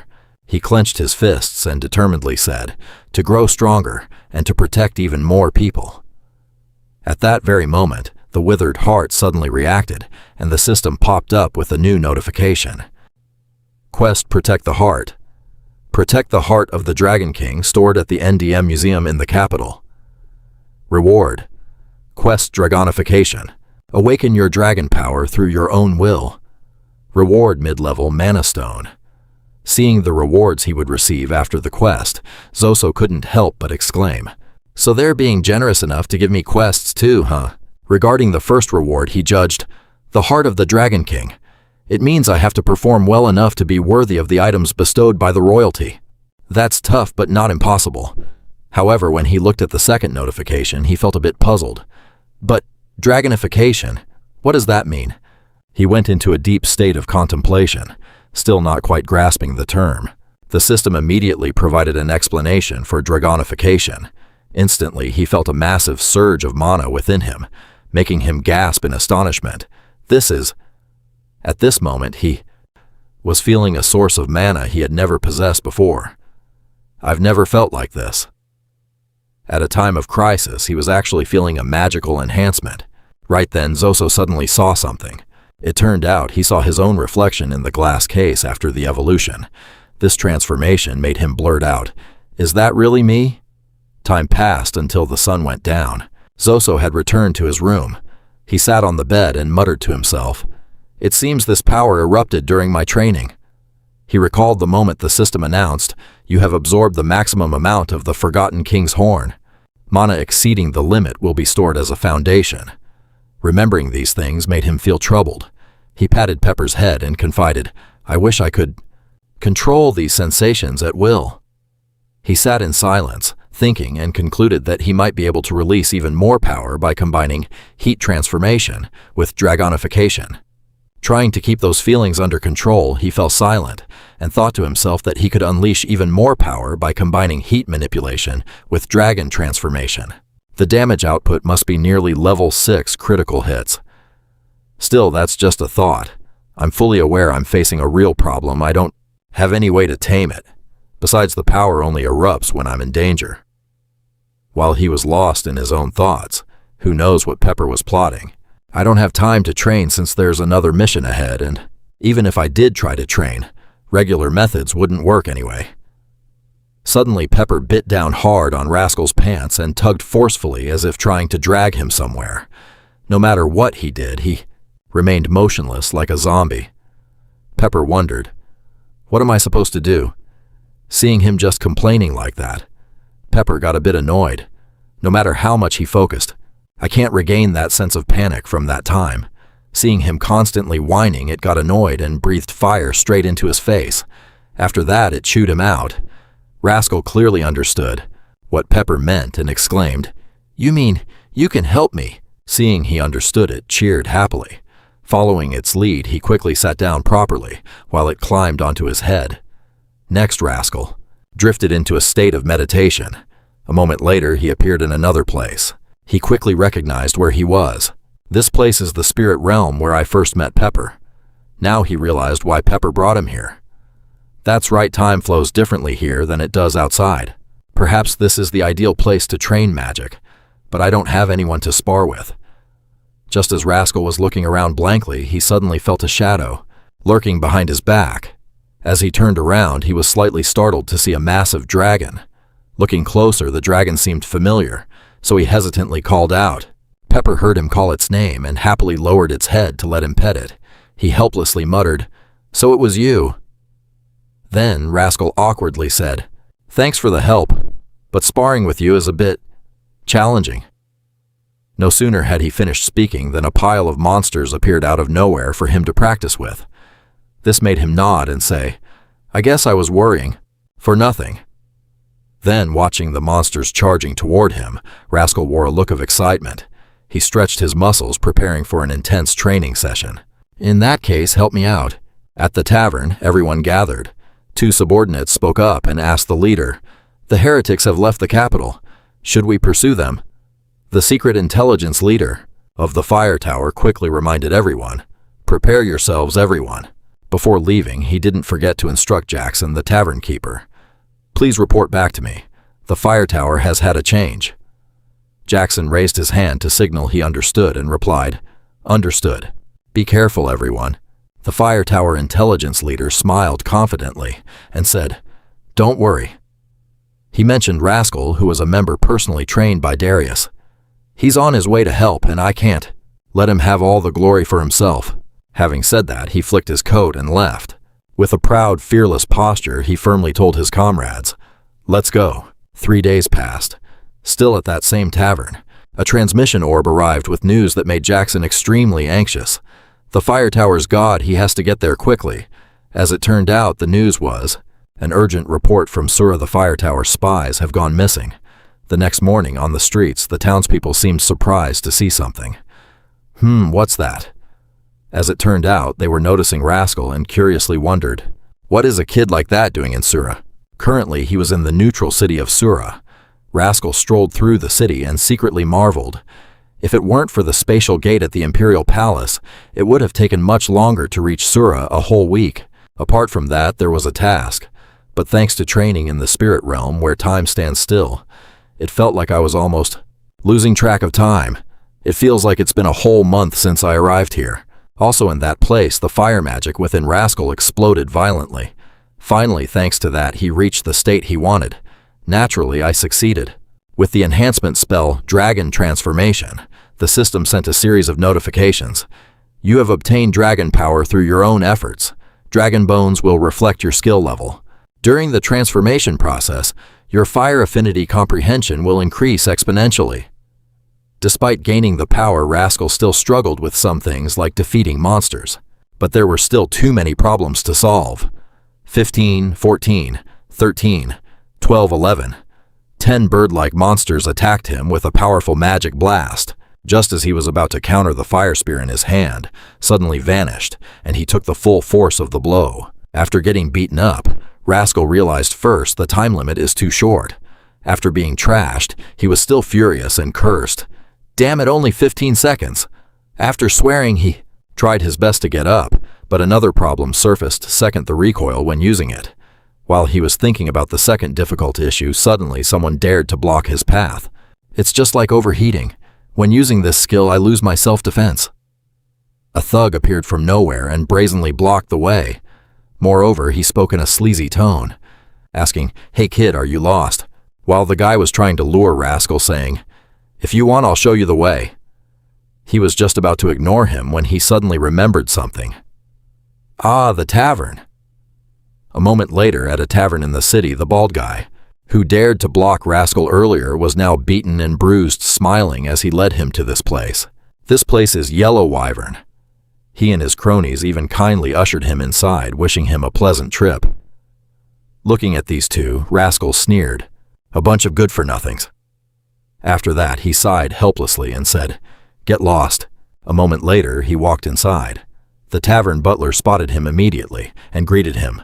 "Welcome, valued guest." Then he politely asked, "What would you like to have?"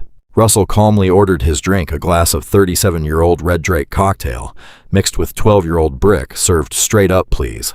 Hearing him order a drink like that, one of the guys nearby sneered, "Are you out of your mind? You're trying to mix a cocktail with an alcohol content of over 70%. Even though he was being teased, he couldn't fire back, because the truth was drinking that stuff could actually kill you. Ordering a drink this way was actually the secret code of the fire tower.